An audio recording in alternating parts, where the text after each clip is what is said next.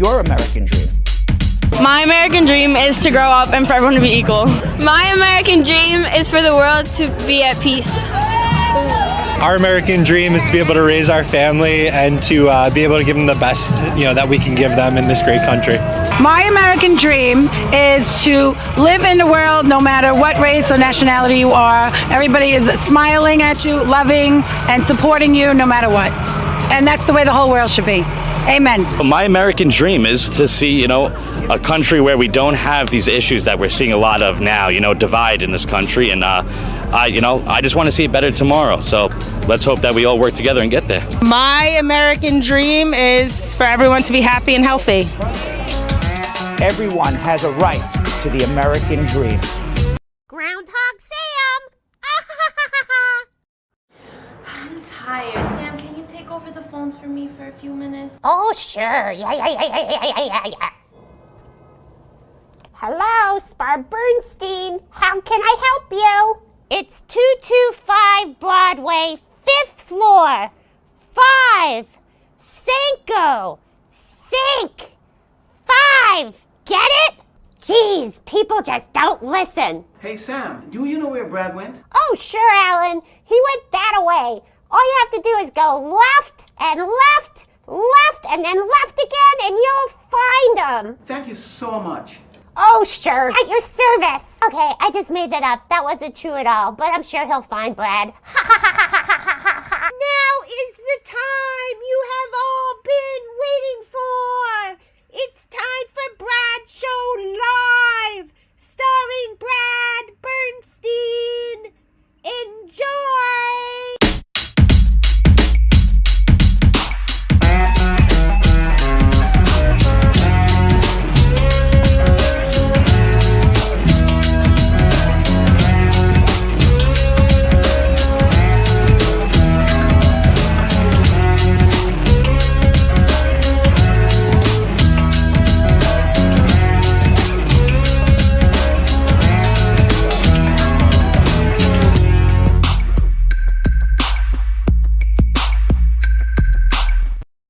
Hello, everybody. It is Thursday, March 14th, 2024. My name is Brad Bernstein. This is Brad Show Live. We're coming to you on a Thursday. I don't know if we have done a Thursday show in several years, so it's possible we're going to have some low viewership to start until people realize, hey, Brad's live.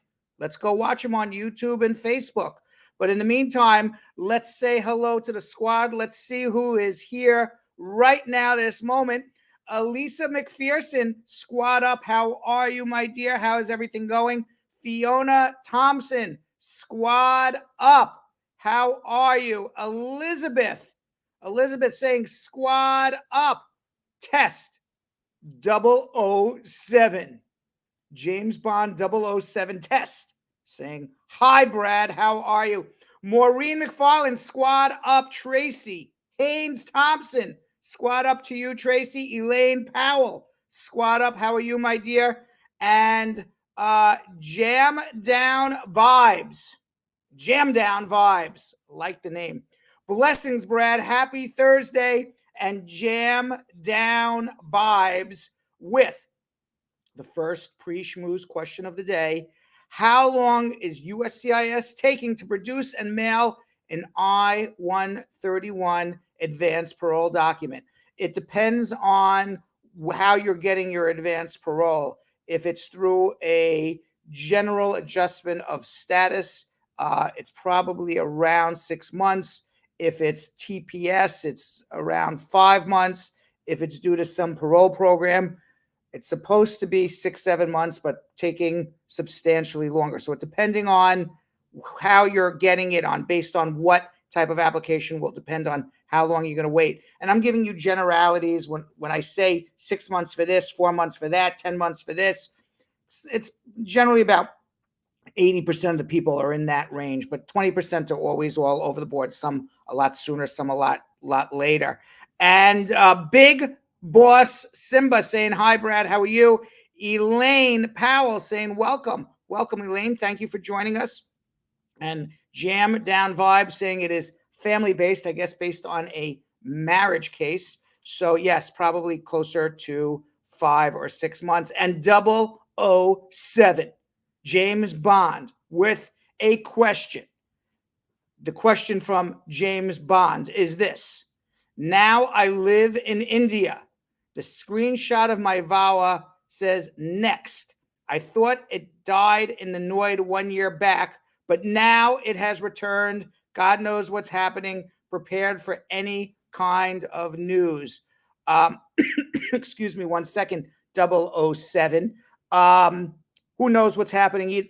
There's only one way to find out what's going on with your VAWA case. And by the way, what you see online is not necessarily what's going on. So the only way to determine what's going on is to do what's called a Freedom of Information Act request, and to request your records from immigration. It takes approximately 90 days, and then we can figure out what's going on with your VAWA case, if it's pending, if it's been denied, if it's been approved. Don't go based on what you see online, because it's not always necessarily correct. And we have Jules Corleone, right? Jules Corleone, a distant cousin from The Godfather, saying, "Hey, Uncle Brad, how are you?" And Jam Down's Vibe saying, "Thank you very much." Peter Afutu saying hello. And Elaine Powell also with a pre-schmooze question of the day. How long does it take to file for your overage kids? I am a U.S. citizen. If they are unmarried, about 7 to 8 years. If married, over 15 years. J Love also with a pre-schmooze question of the day, saying, "Hey, Brad, prior to a previous video I saw, my born USA citizen husband is on his second marriage. He gave citizenship to his first husband 9 years ago. They have been separated for 3 years. They got divorced." J Love, that's a statement. Where is the question? Give me a question. Something with, think about this as Jeopardy, where you got to ask a question, and then I give you the answer. Oh no, actually Jeopardy is the opposite. They give you the answer and you got to say the question. Whatever it is, I need to have a question in that statement, J Love. Caesar Moreno, also with a pre-schmooze question of the day. Hi, Brad.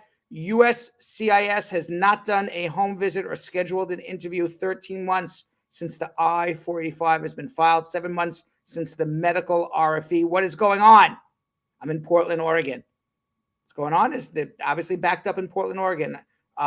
Don't expect any home visit till after an interview. So nobody's coming to visit your home until there's an interview and they have questions about the validity of your marriage. You waiting 13 months on a pending adjustment of status is not like, oh my God, something's going on. If 18, 19 months goes by, another 4 or 5 months goes by, you still don't have an interview, you haven't heard from them, then you can leave me a comment and say, "Hey, Brad, what's going on?" So just hang out and wait a little longer. I'm sure you will get through at some point. All right, our last pre-schmooze question of the day before we get into our schmooze. Just Jules Corleone. Only time I ever heard Corleone was from The Godfather, the Corleones. "I have a pending priority date for over a year and 6 months in New York field office. I'm married to a U.S. citizen. Is it normal to have it pending this long? I have a pending PD, parole. I don't know what PD means, for over a year and 6 months in New York field office, married to U.S. citizen." Oh, you're pending? I'm not sure what you're pending, but I would need to know more about exactly what you're asking me.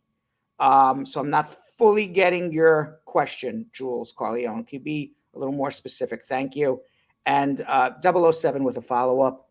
I might as well answer 007's follow-up. Catch 22. "I'm returning on advance parole. If adjustment is denied, I put you in removal. But isn't that your last and only chance to return to the USA rather than appeal at the consulate? If you have an advance parole on a pending VAWA and it's still valid, I would get on an airplane now. You can always fight it out in a removal hearing. They'll parole you in. If you decide to stay in India and your VAWA is denied, there's nothing to fight at the embassy. You would have to appeal that VAWA denial. So what I would do is if you do have a pending, if you have a valid advance parole, I would get on the airplane and come back. I would also 007 do a FOIA and see what's going on with your prior filed VAWA case. And Jules Carleone says, pending, your prosecutorial discretion from an old removal case. So if you have prosecutorial discretion, Jules Carleone, you need to reopen your removal case before you're eligible to adjust your status. And you have to also get your I-130 visa petition approved. And I assume what is pending at the field office is your I-130 visa petition. And yes, waiting 18 months is normal when you're in removal because they got to get your immigration records. Waiting more than 2 years, I would start threatening a mandamus. Joyce Henry sings Squad Up. All right, we're going to get to our schmooze now. By the way, we have 9 open lines. So if you call right now, the number scrolling at the bottom of your screen, 1-800-529-5465. Internationally, it's 212-227-8933. In about 10 minutes or so, I'm going to be opening those telephone lines, and you can speak to me directly and ask your question live on our show. It's the best part of our show. We call it the meat and potatoes of Brad Show Live.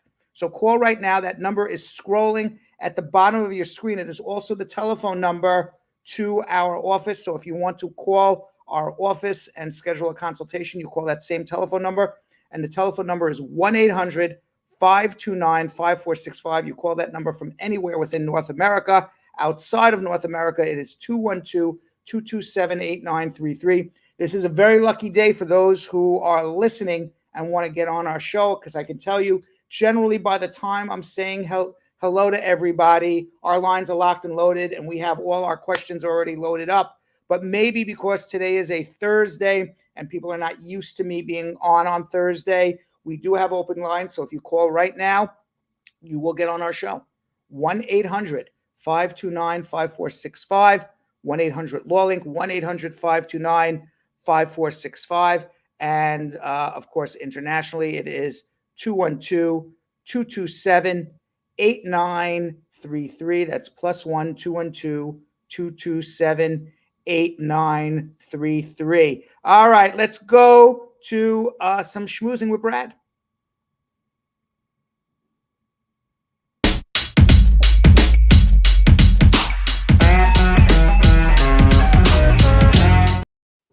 All right, so USCIS has met the H-2B visa cap for the second half of fiscal year 2024.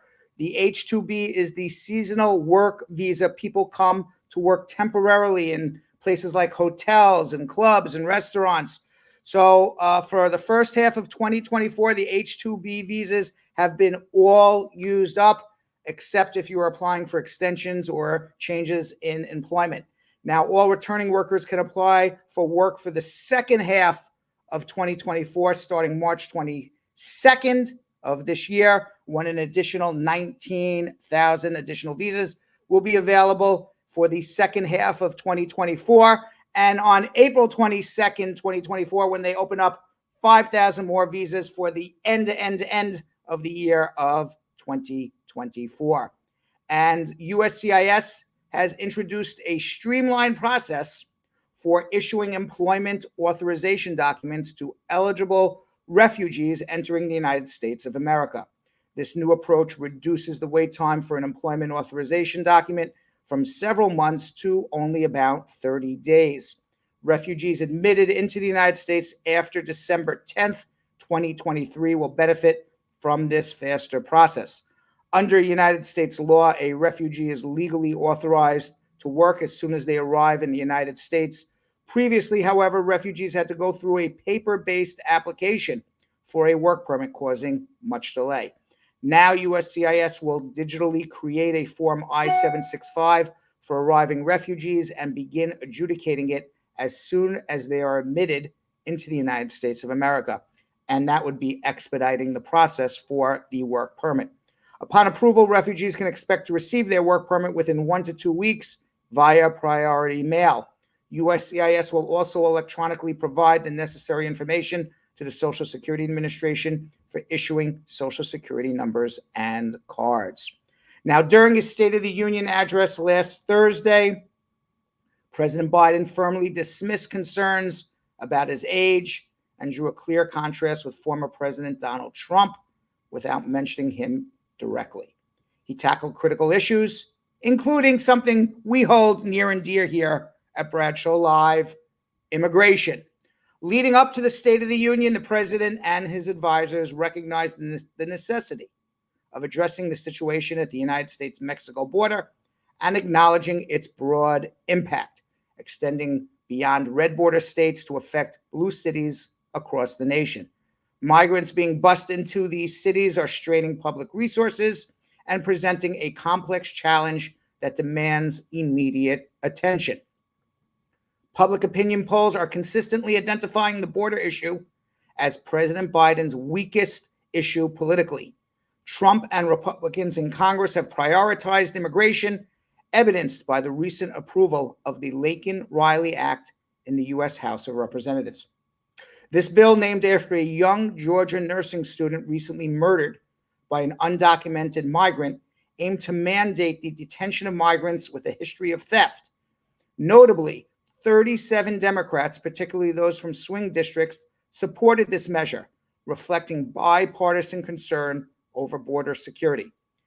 During the president's speech, Republicans wore buttons bearing Riley's name, and some chanted her name when President Biden called for Congress to pass the border security bill that the Senate approved with a significant bipartisan vote, but House Speaker Mike Johnson said was, quote, dead on arrival, and declined to even have the House of Representatives take it up. Biden never mentioned Donald Trump by name, but he blamed his predecessor for derailing bipartisan efforts on border security by calling Republicans in Congress and demanding they block this bill. Biden repeated a challenge he had issued in a recent trip to the southwest border for Donald Trump to join him in passing the border security legislation addressing the immediate border crisis. President Biden mentioned he was looking at executive authority for policies to reduce the number of migrants, something that has split Democrats on Capitol Hill, but he also said he needed Congress to change the law to fund more enforcement personnel. The blame game between parties over border policies is expected to intensify, with Democrats aiming to hold Republicans accountable for blocking bipartisan solutions. Biden's speech, punctuated by heckling from Republicans invoking Riley's name, underscored the contentious nature of the border issue, a focal point in the lead up to the 2024 presidential election. Biden's use of the term illegal to describe the accused in Riley's killing garnered a lot of attention also. In subsequent remarks in an MSNBC interview, President Biden acknowledged the sensitivity of the term, preferring undocumented instead, although he later reiterated the individual's unauthorized presence in the country, saying, well, technically, he's not supposed to be here.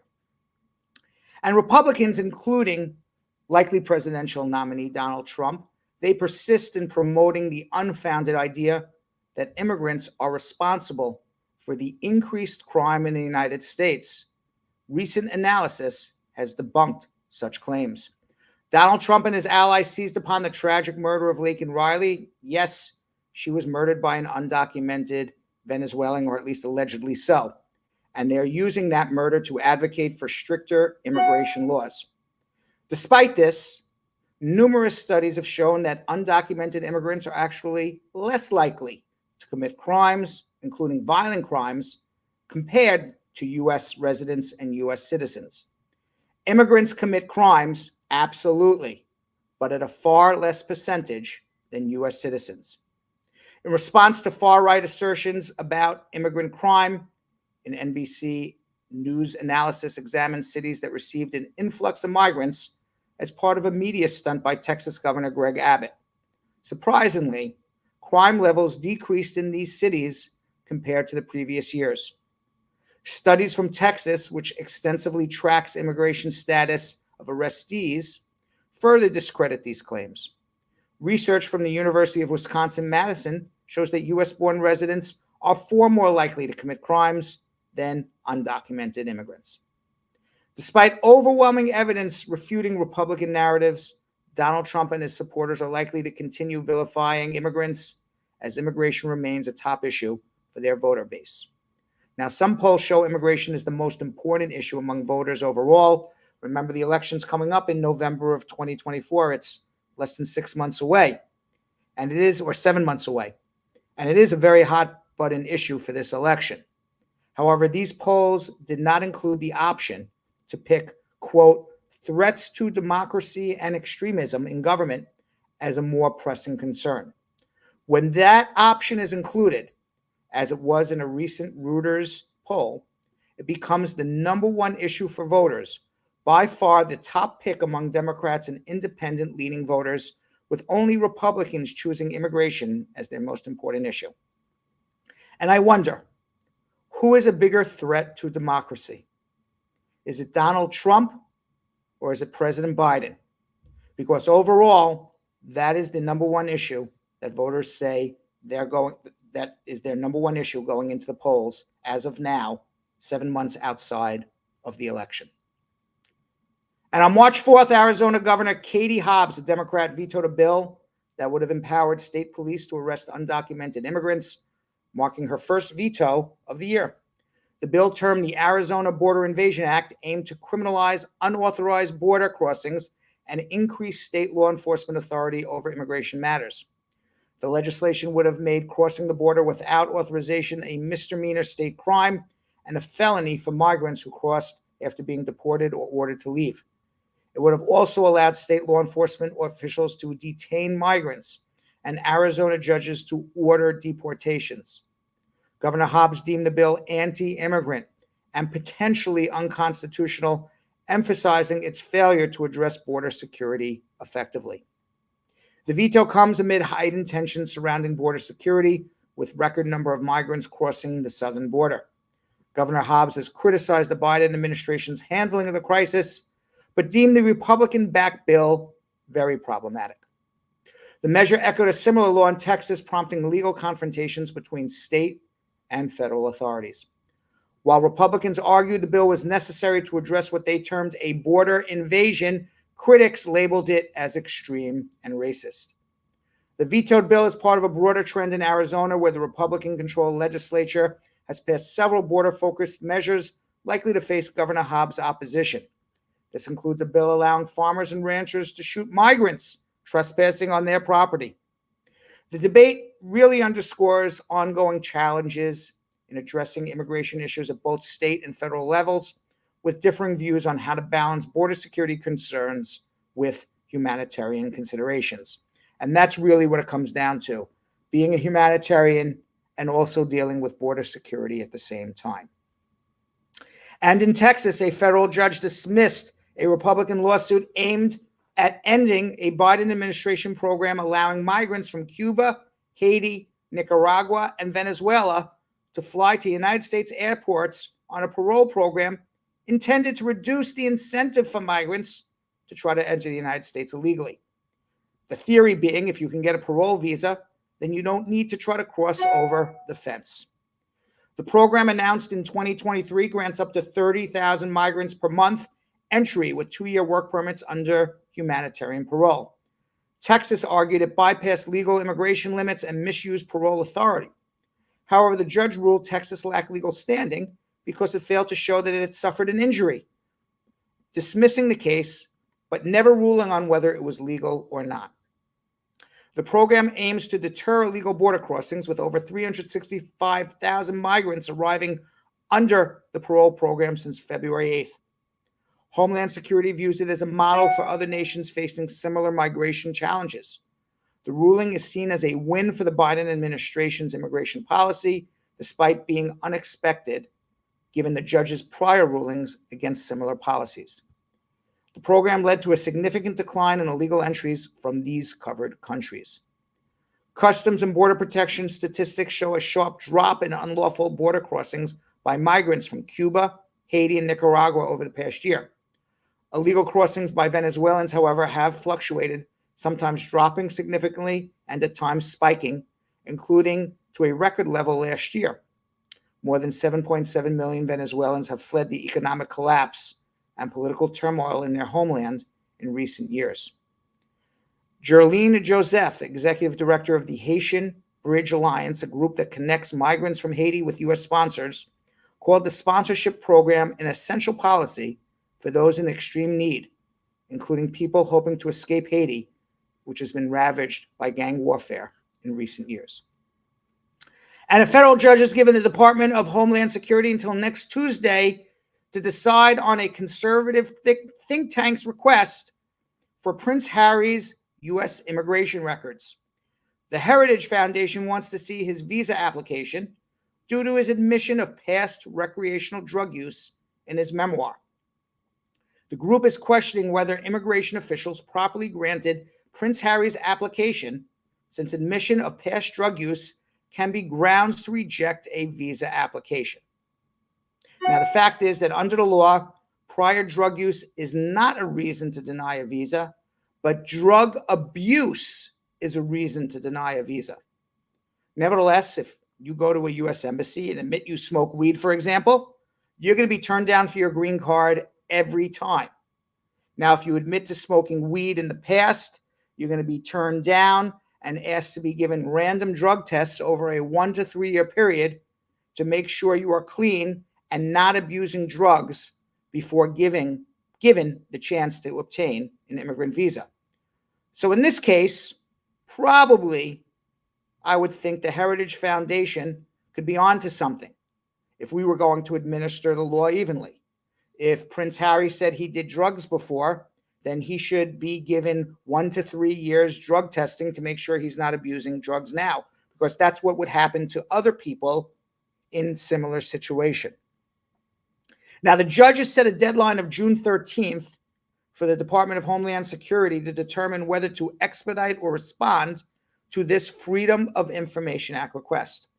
Several agencies within the department, including U.S. Border Patrol, have denied the Freedom of Information Act request, but the agency's headquarters has not yet made a final determination. In court filings, the Department of Homeland Security noted that U.S. Customs and Border Protection Agency originally denied the request from the Heritage Foundation because the group did not have Prince Harry's authorization or consent to release the FOIA information because a person's immigration file is personal to him or her and is therefore confidential. This is absolutely true. We as lawyers cannot request personal files from the government without the consent of the individual while that individual is alive. I personally, you can't, I can't, nobody can go ask for Prince Harry's file. And therefore, nobody can determine what happened, if he got a waiver, if he admitted to drug use, nothing, because nobody's allowed to access that file except Prince Harry himself. Prince Harry actually has to give consent. Now, once Prince Harry is dead, we can request all the immigration files we want on Prince Harry. But alive, we need his consent. So I think, honestly, we're never going to know whether Prince Harry should have been denied for drug abuse. But based on the insinuating facts, probably he should have. Now, attorneys for Heritage Foundation claim Prince Harry's public remarks about his drug use diminish his privacy interest. I don't think just because you made a public something or other in a book means that everyone's allowed to see your FOIA. I just don't think that's a winning argument. So I think personally, knowing the very little I know about this situation, I think Prince Harry is going to be okay, but probably got a pass for the prior drug abuse or drug usage for sure. And in some good news for workers' rights, the Department of Consumer and Worker Protection in New York City, along with the Mayor's Office of Immigrant Affairs and the New York City Commission of Human Rights, has released an expanded Workers' Bill of Rights. This guide, available in multiple languages, summarizes city, state, and federal laws protecting workers regardless of immigration status. It aims to educate workers about their rights in collaboration with various agencies. Employers in New York City must display the Your Rights at Work poster and provide copies to employees by July 1st, 2024. The Workers' Bill of Rights covers topics like paid safe and sick leave, temporary schedule change law, fair work week law, delivery worker laws, providing guidance on how to file complaints and seek assistance. City council members and various organizations have praised this initiative, emphasizing its importance in empowering workers with knowledge about their rights. And you can find the Bill of Rights at www.nyc.gov. And finally, Airman First Class Romario Samuels was granted U.S. citizenship at Ufut Air Force Base located in Nebraska in what is now being called a record time, thanks to a collaborative effort between the 55th Wing Staff Judge Advocate Office and the United States Citizenship and Immigration Services. Get this, it took 6 full days from the time of filing to his swearing in to be a U.S. citizen. I kid you not. The partnership between the Judge Advocate General Corp and the USCIS initiated over a year ago, and it significantly reduced the citizenship application processing time for military personnel from 4 months to less than half that time. The average time it's taking somebody to get their citizenship in the military is now approximately 2 months. As soon as you have a green card, you can join the military, and after you do your basic training, the military will file your citizenship. It is by far the fastest way to become a citizen, but they have announced that they have done it as the fastest ever, at least to anybody's knowledge, 6 days from start to finish. Major Sergeant Daniel Trissler, the 55th Operations Support Squadron First Sergeant, explained that without his citizenship, Airman Samuels was ineligible for a security clearance and could not complete his training at the Air Force. Their manning in the aircrew equipment flight is already strained, so they reached out to base legal for assistance. USCIS expedited Samuel's case after being informed of the situation by the U.S. military.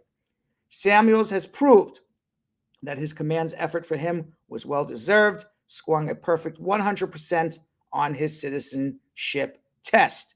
So congratulations to Airman Samuels for becoming a United States citizen, and thank you for your service and your contribution to the United States Air Force's mission. And the moral to the story is, if you want to know the fastest way to become a United States citizen after getting your green card, now you know for sure. And that is our schmooze for the day. Before we get into our meat and potatoes, I do have to tell everybody a quick little story about a success story, actually, from the law offices of Spar and Bernstein. We had a client, Jorge. He moved to the United States from Ecuador in search of a better life, living undocumented for 24 years in the United States. He entered without inspection. When his daughter turned 21, she filed for him, but he was ineligible to adjust his status in the United States because he had no entry. And he's not eligible for a provisional waiver because he had no spouse or parents in the United States that were legal. He was basically, period, ineligible for a green card indefinitely, not able to adjust his status in the U.S., and if he were to go home, never to come back. That's when Spar and Bernstein entered the picture. And our dedicated immigration attorney, Marina Brakefield, joined in the case. And with expertise and determination, we found Jorge a path to get his green card.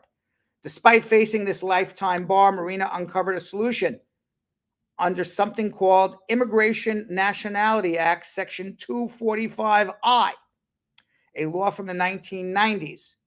And with just a penalty fee and proving that Jorge was a derivative beneficiary of an approved visa petition filed in the 1990s, less than 1 year later, using that old case and the sponsorship by his 21-year-old U.S. citizen daughter, Jorge received his green card, not even getting an interview, without any stress. And when he walked into our office to pick it up, and he had that green card in his hand, you had to hear how happy he was. Let's watch. Que muchas gracias por todo, abogadas, aquí por un sueño hecho realidad. A los 24 años de adquirir algo que me esperé tanto tiempo. Gracias a la abogada Marina, aquí es su patrón. Muchísimas gracias. Le recomiendo que esta es realidad, un sueño que se me cumplió y estoy muy feliz. Y muy feliz. Gracias. Congratulations. Thank you. All right, and felicidades, Jorge is correct. Congratulations. Your immigration situation might be complicated, but Spar and Bernstein will do everything in our power to get you your legal status. We will discuss the best options for you in a consultation. You can contact us by calling our office at 1-800-529-5465. It's the same number to call our show, and 212-227-8933 internationally, or send us a private message through any of our social media pages or through our website at www.lawsb.com. And now, the time you have been waiting for. I got to stretch for this. The time for meat and potatoes. Get your dinner plates out. I'm going to be answering your immigration questions live in 10 seconds. Let's do it.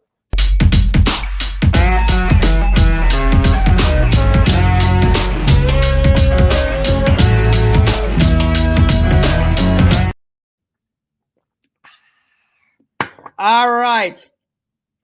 We have Akos in the Bronx. Akos, how are you? I'm very well, thank you. How are you? Good. What can I do to help you today? I filed my adjustment of status, my VAWA, with an adjustment of status. I did receive my EAD. However, the advanced parole was denied.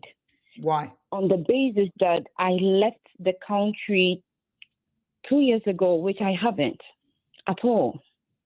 So they claim you filed an adjustment application and they claimed you left the United States while your adjustment application was pending, or they claim you left the U.S.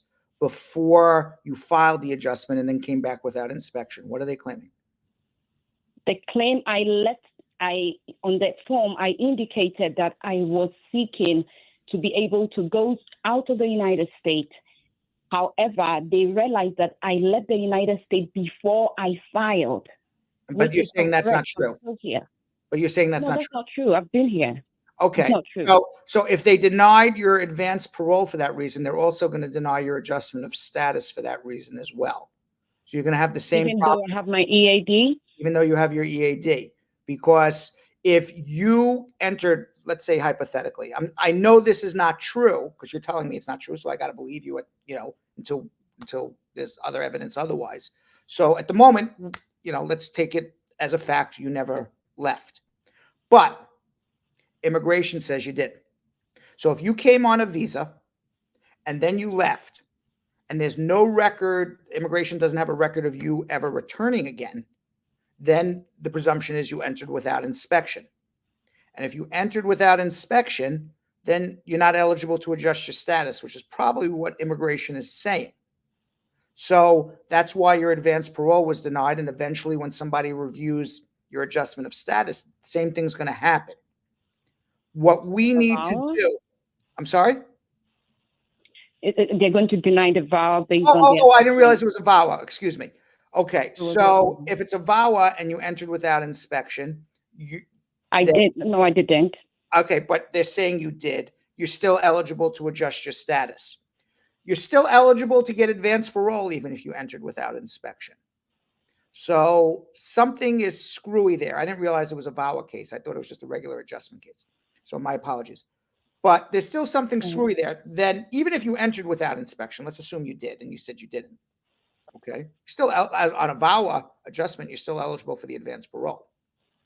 So I'm not sure why that was denied. Maybe it's an error on immigration, certainly an error in their legal analysis, because even if they said you entered without inspection, you're still, as a VAWA applicant, eligible for advanced parole.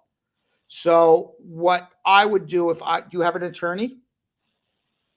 Not particularly, no. Okay, so there's your biggest mistake, because you're now dealing with legal issues that and factual inaccuracies in your application, and you definitely need a immigration lawyer. So what I would do is I would be contacting me. Let me get a copy of your immigration records. We're going to file your advance parole again because you're eligible for it, whether you came on a visa or you entered without inspection. And two, let's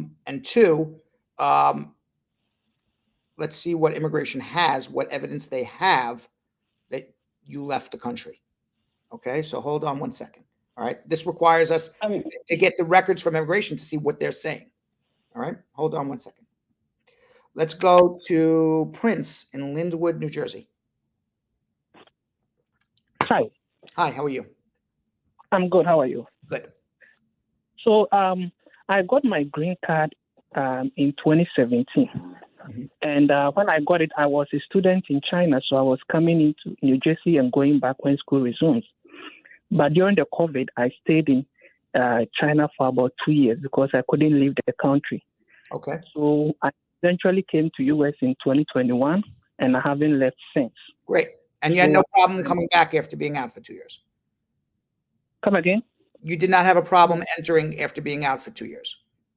No. Okay, lucky you. Okay, that was lucky of you. But they inspected you and they allowed you back as a lawful resident. And your question is what? Yes, so my question is, and also I have a wife that I want to change her status. So my question is, can I change her status or can I also apply for my citizenship now? You can't apply for your citizenship until 90 days from the 5-year anniversary of your return to the U.S. because you're 2 years out of the United States, broke your 5-year continuity. And given that it was COVID and you couldn't leave and rules with China, et cetera, that there's no exception for that under the law. So when did you come back in 2021?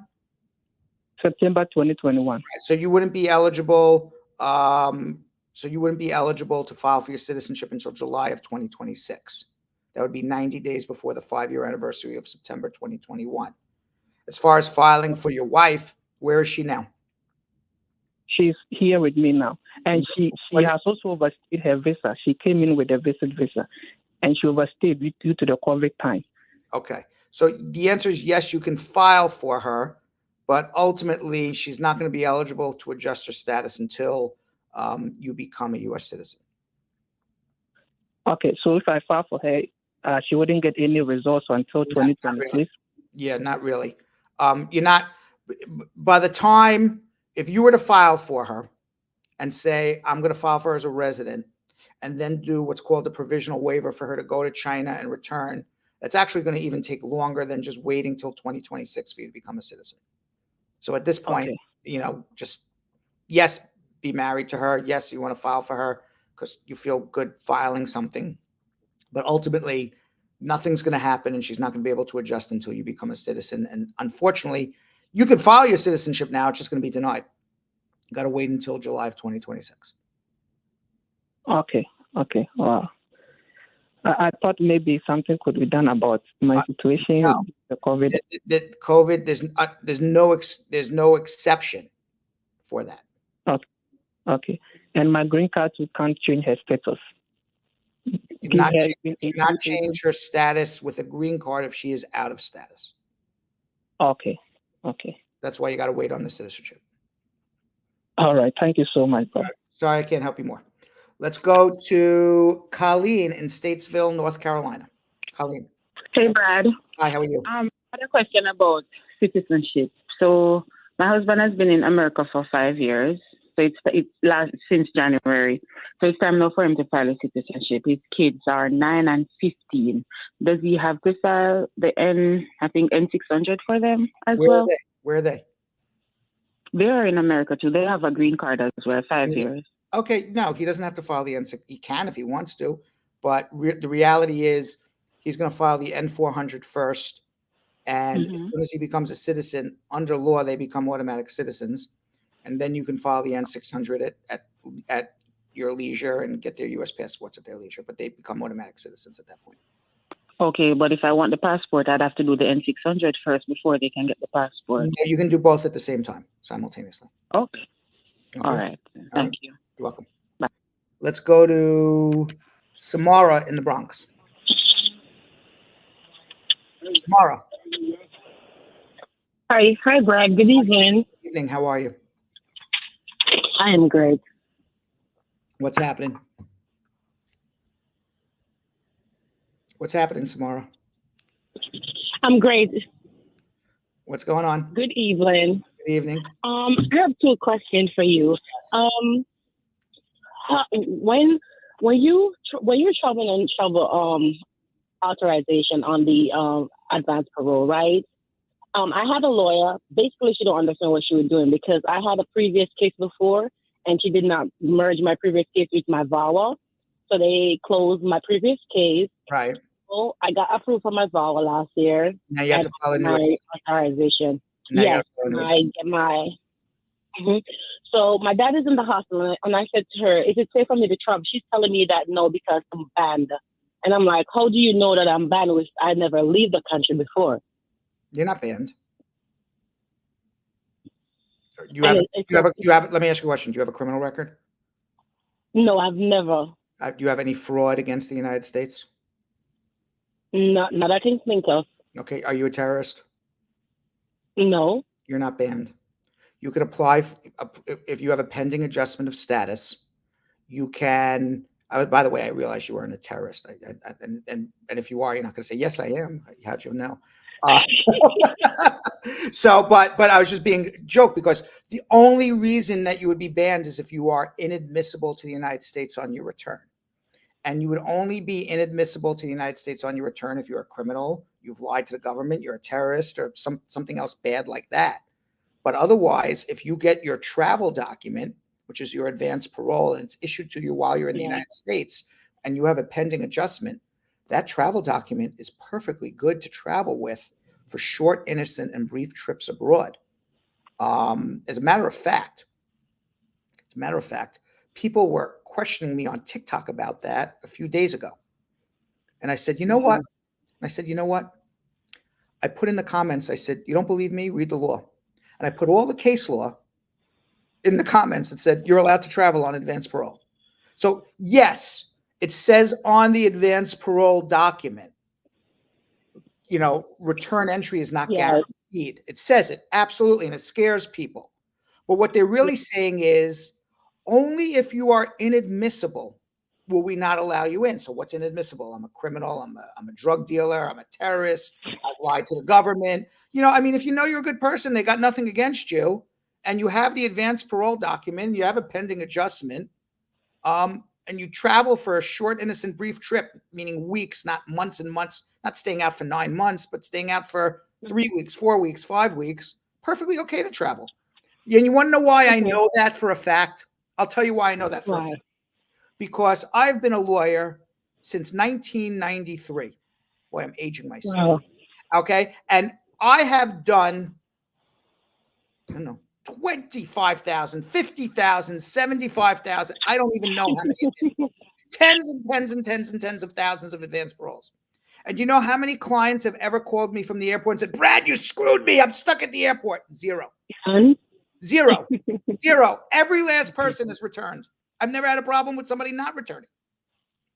Okay. Because I got scared when she said that to me. And I'm like, so if you have, a pending adjustment, and you have, as long as your adjustment is pending and they issue you the advanced parole, you can travel. If you leave the United States, you don't have that advanced parole, well then, you're not coming back. You need that document in your hand before you leave. But as long as you have it, yes, absolutely. That's great. Because this is the third one they issued to me, and I've never traveled on it before. Go. I promise you. Thank you so much. I appreciate your good work. I promise you that I will sleep really well at night knowing Samara from the Bronx will never call me and say I didn't get back in the U.S. Amen. Thank you so much. Thanks for your good work. Okay, thank you. Be well. All right. Let's go to Kendi. It's Kendi or Sandy in the Boston. Hello. Andy, how are you? I'm good, thank you, Brad. How are you? What's going on? How can I help? I filed for my citizenship in October 2023. 15 days after I received the receipt, and since then I haven't heard. While I was checking on my status online on my USCIS account, it says that my case is taking longer than expected. No action is required for me at this time. Is that something that I should worry or not? It's been since October. It could be taking longer than expected for a multitude of reasons that have nothing to do with you. It could be staffing shortage. It could be that your file got transferred to the wrong office and they got to transfer it back. There could be a million reasons that has nothing to do with you or your case why it's taking longer. So do not worry about it. The only time you have to worry about it is when you really have to worry, which is they send you an RFE, which is a request for evidence that you're missing documents. They send you a notice of intent to deny, saying you're going to be denied for XYZ, or they come and knock on your door and they say, hi, we're here to investigate you. But unless one of those three things happens, there's 100 other reasons why your case would take longer. That is not one of those three. So there's nothing to worry about until there's something to worry about, is my answer. Okay. Thank you so much. Feel better. Okay, so let's go to Stephanie in the Bronx. Stephanie in the Bronx. Yo, Steph. Stephanie in the Bronx.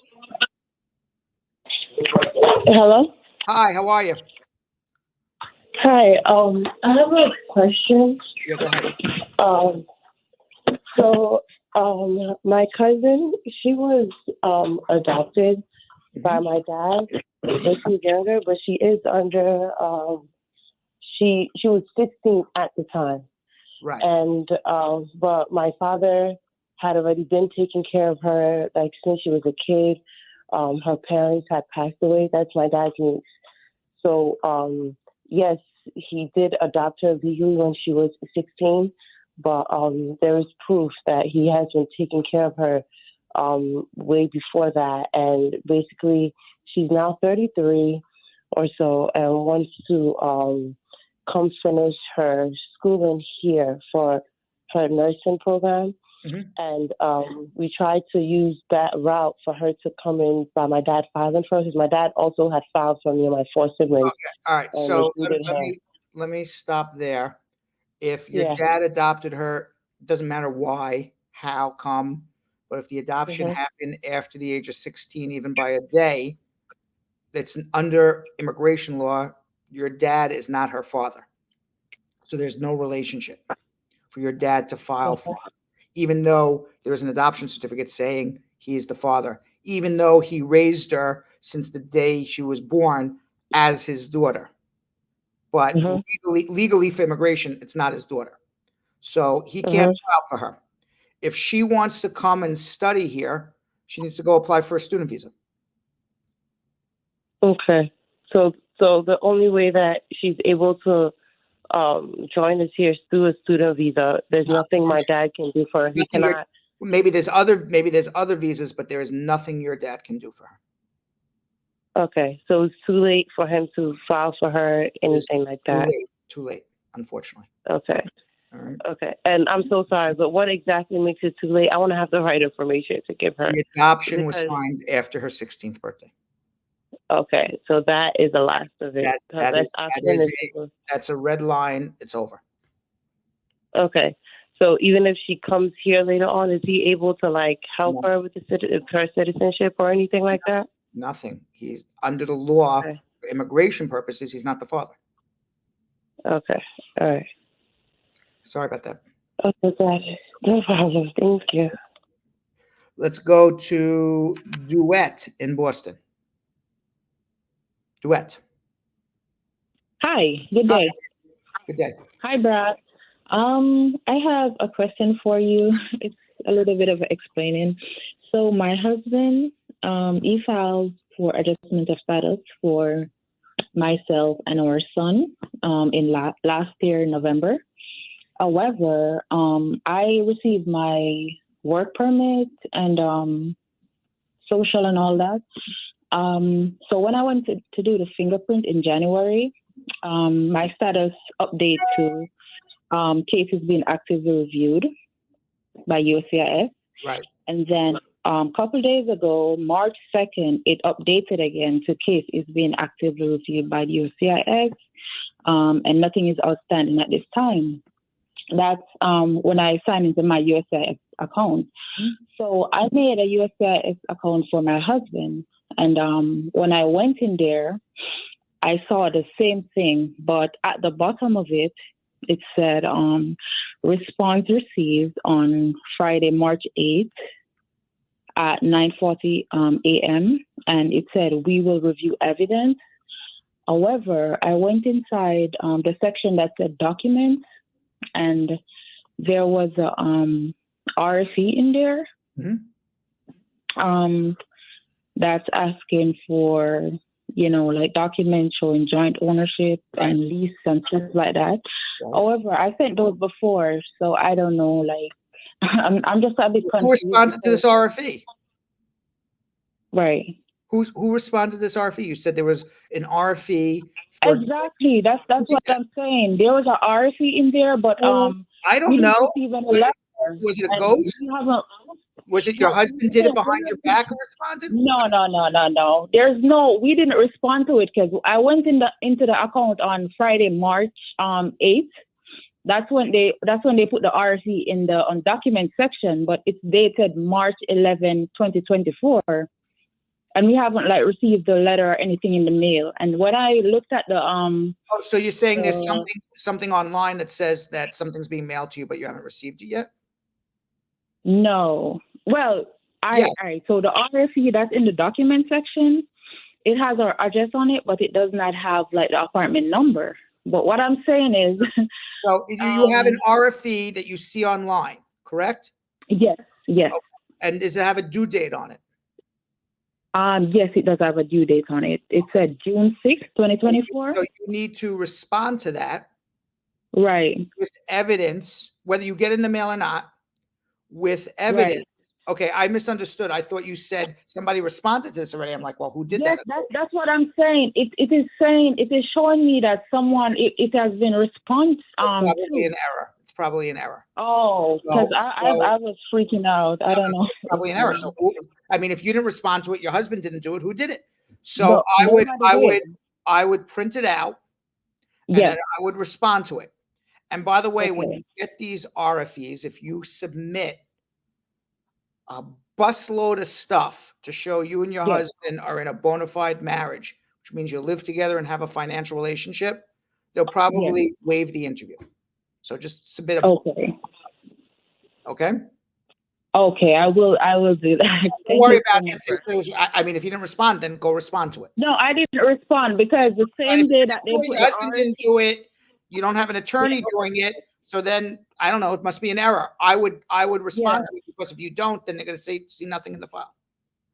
Right. I will respond to it because it's the same day that they put the document. They sent out the RFE. It's the same day that they said it has been responded to. That was the first time someone goes online and there's an error. All right, it's a lot. It happens a lot. So I would print it out, respond to it, and deal with it. Okay. Awesome. Thank you so much, Brad. You have yourself a wonderful day. You too. Let's go to Sugan in Seattle, Washington. Sugan. Yes. Hi. How are you? Good. How are you? Good.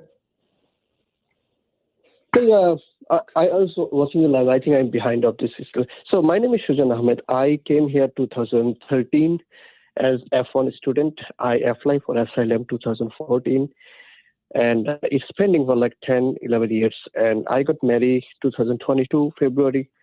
I filed for 2022 June. Mm-hmm. I got interview last year, 2023 May. At Virginia. I live in Seattle at Virginia because my wife was pregnant, so I moved there for a couple of months, and I had an interview over there. So my first interview got I-130 approved, but I-485 did not get approved. Why? Then they make no reason. Then they make no reason. There's always a reason why something's denied. Why do you think it was denied? Well, it wasn't denied. It was pending. Okay, that's different. Okay. Okay. Then I got called for another interview. I went there. Then he was just asking about my asylum case, like what happened and stuff. Mm-hmm. And while I was coming out, the examiner was telling that the organization I was belongs to, they think, like their code think it's a terrorist organization. So wait, what are they quoting? Wait, I'm missing what you're saying. Tell me again. What are they quoting? What was the? So I had an interview with him. Right. They were asking you about your asylum case, and what were they quoting? Yes. You said. What were they quoting? No, not in the interview. While he was taking me out of door, he said, well, I was asking him, like, how long is going to take for the interview result? He said, I don't know, because you belongs to a group that this code believe they are terrorists. Oh, I so see. It might take. Okay. This right. code. So they think the group that you're a member of a terrorist organization. Yes. So I said, it's nothing to do with me. I didn't do anything. Right. They said, well, you mentioned you are belongs to them, like you work with them. I said, yes. Then I talked to my lawyer, and lawyer asked me to come back Seattle. I came back Seattle. There is no result, so I sued them, and they make another interview, third interview. Right. You did a mandamus. You got another interview. I am not sure is it mandamus or suit Mandamus. because That's the mandamus. Yeah. okay, because the lawyer charged me for the sue. Mandamus. So okay, then they make another interview. That's the third interview in Seattle. I went there, same thing. Examiner was asking about the first thing. Examiner said that I don't know why you are here. Since you're here, Tell me what happened at the end. You know, don't go through. Tell me what happened at the end. They think you're a terrorist. You went for this third interview. They think you're a member of this group that is labeled a terrorist group. What happened? Where are you at now? Well, third interview, they just asked me the question. Then it's pass. It's like 90 days right now. Did not give any result. Meanwhile, they make another interview. I went there like on February 7th, and examiner said, well, I made this schedule by mistake. I don't have any question to ask. So right now it's pending. They are not giving any result. And your question is what? How do you get a green card? Well, what should I do right now? Since they're just taking interview, not giving result. If I endorse them, they just make another interview. What should I do? It's been now pending for 4 years. What evidence have you submitted to show you're not part of this terrorist group? Other than you say, I'm not part of it. Other than you say, that ain't me. What are you submitting to show that you're eligible for your green card? Well, my second code in Seattle, they did not say that this is a terrorist organization. So why should I submit something? Well, who says it's not a terrorist organization? So right now I'm in Seattle, Washington. This code did not say that I am terrorist organization belongs to. But my first code in Virginia, Washington, obviously that's the issue. So they believe you're part of a terrorist organization, and now the burden shifts to you to prove you're not. And all you're doing is going into immigration, being interviewed, and walking out. So what evidence do you have to show this ain't me? Because other than that, it's just going to keep going in a big circle. Well, the thing is, like, when I came here, I'm not going to solve your terrorism issue on a live show. It's not going to happen. I'm just telling you what, I would be thinking as an attorney. I'm like, okay, well, the burden is shifted to us. They say you're a terrorist. What evidence do they have that you're a terrorist? What evidence is, that you're part of this group? And how do we rebut that? Rather than just show up to an interview and walk out. So I think you need help. Hold on. Let's go to Alex in Los Angeles. Alex. Hi, Brad. How are you? Hi, how are you? Good. Thank you. Actually, my status was withholding of removal for a long time, and we reopened the case, and the judge dismissed all the removal, and we applied for the adjustment of status. And it's 5 months we are in the pending, and we send all evidence. And my work authorization is going to be expired in 6 months. That work, when should I renewal or no? Yeah, you renew your work permit about 3 months or 4 months before the expiration. Your adjustment, I missed the first part. Is your adjustment pending with the immigration court or the immigration court terminated? With the USCIS. With USCIS. Okay, so your removal case has been terminated, correct? Yes. Okay, because it's a removal case, USCIS has to get your records from EOIR, which is the immigration court. So generally adjustments take 12 months, but sometimes in these situations could take 15 to 18 months. You're only 6 months into this. So, ultimately you will get a green card, just may have to wait a little longer. Definitely renew your work permit. Oh, okay. Thank you so much. All right, good luck. All right, let's go to Mikala, I guess? Yes, this is Michaela. Michaela, excuse me. My apologies. How are you? I'm good. How are you? Good. What's going on? Okay, so my mom had sent off my I-130 form in August of 2020. At the time, she was a green card holder. However, a year after that, she became a U.S. citizen, and we went into USCIS office and we had updated the account, and they had moved it over to the status of a parent filing with a citizenship. However, each time that we call to check up on the matter, we are being told that they're not seeing it on their system.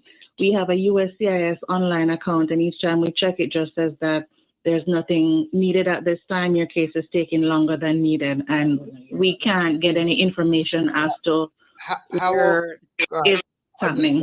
Let me ask you a few questions. How old were you when your mom started filing for you? I was way over 21. Okay. You're single or married? I'm single. And what year did your mom file for you? The process started in August of 2020, and then she became a citizen in 2021. Okay. So whether she was a resident or whether she is a U.S. citizen, you have an I-130 pending somewhere.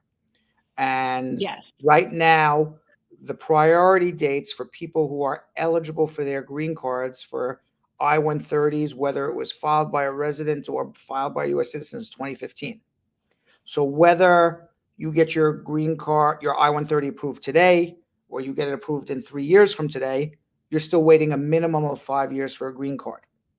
So USCIS is in no rush to send people to go approve your case. It's just going to be pending for a couple of years. You have no choice in the matter, simply because there's a lot of people ahead of you on the visa waiting list.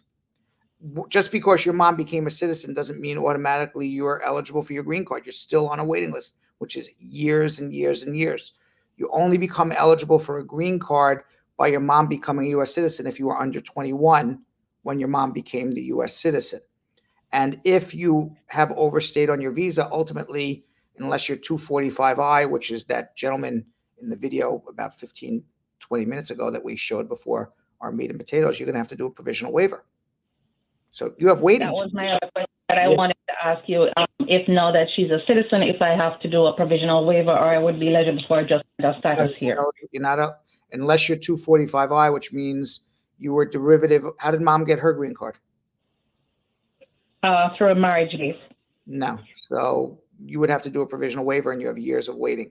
And whether the I-130 is approved today or in 2 years from now, you're still going to be waiting the same amount of time. And USCIS knows that, which is why they're in no rush to approve your case. So what do I do from this point? Just keep waiting for the I-130 to be approved and then take it from there? Correct. So as of right now, you said I recognize it's frustrating, but when a parent files for an adult son or daughter, even unmarried, it's a decade. It's what it is. It's frustrating to everybody. So, but what you should do, I'll give you another suggestion. Have a consultation. Let's see if there's other options for you to get a green card quicker. How's that? Hold on. Okay. Let's go to Sam in Memphis, Tennessee. Sam. Yes, Mr. Barrett, how are you? Good. How are you? I'm good. So I have two concerns. I want to apply for citizenship, and I got my green card through marriage. I first got my 2-year green card, and then I got my 10-year green card. And about 1 year later, after I got my 10-year green card, I got separated from my wife, and I want to apply for citizenship based on the 5-year rule. So would this separation be an issue for me or not? It shouldn't be, because you got a 2-year green card, and then you got your 10-year green card. And then after you got your 10-year green card, you and your wife separated 1 year later. Yeah. You followed the law.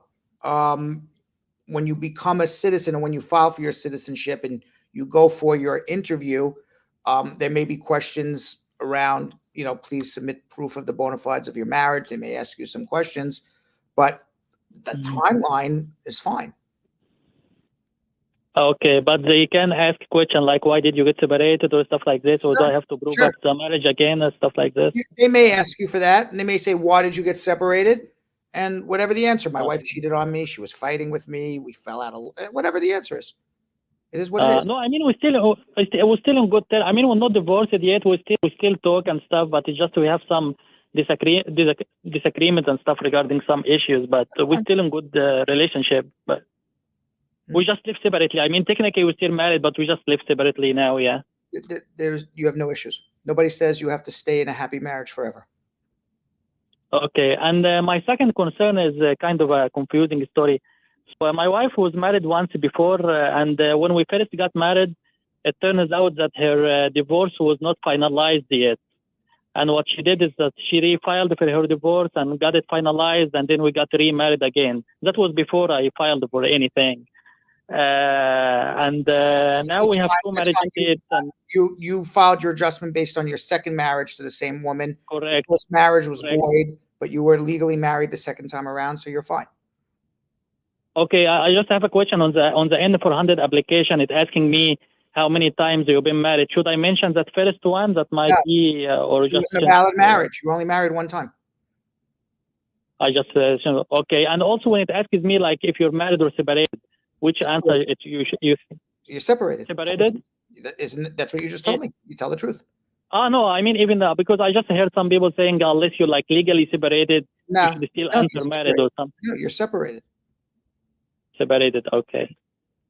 Okay, that was my concern. Well, thank you very much. All right. Thank you. Thank you. Bye. All right. Let's go to Chantal in Queens. How are you? Okay. I don't know it asks me like if you're married or separated. Chantal, you got to listen to your phone, not the show. No, I want to tell Chantal to listen to the phone, not the show. Let's go to Louis in Houston. Louis. Hello? Louis. Yes. Hi, how are you? Hey, how's it going?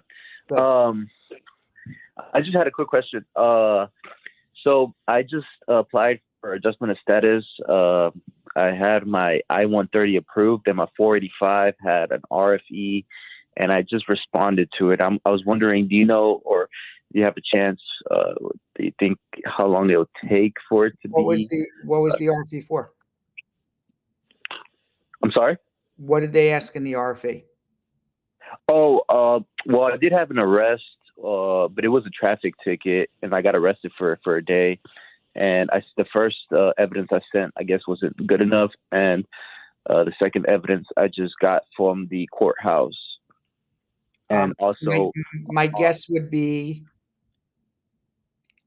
12 months from the time you submitted the disposition. Even with the I-130 approved? Yep. Oh, okay. And also on the medical exam, because they had the RFE was the medical exam and the arrest. On the medical exam, they asked for, I guess the civil surgeon, she didn't fill out a box or something. I don't know if that could happen. Yes, the civil surgeon could fill out the forms wrong, absolutely. And they'll ask for the civil surgeon to redo it. Yeah. Okay. Just hang in there. It sounds like a traffic ticket's not a problem. They just have to, when you don't submit all the documents up front and they ask for an RFE, it slows down your case and basically starts it over from the beginning. They got to run your disposition up the flagpole to the legal department to make sure you're eligible to adjust. Then they bring it back down the flagpole and then they'll say it's okay. That's why I'm telling you about 12 Okay.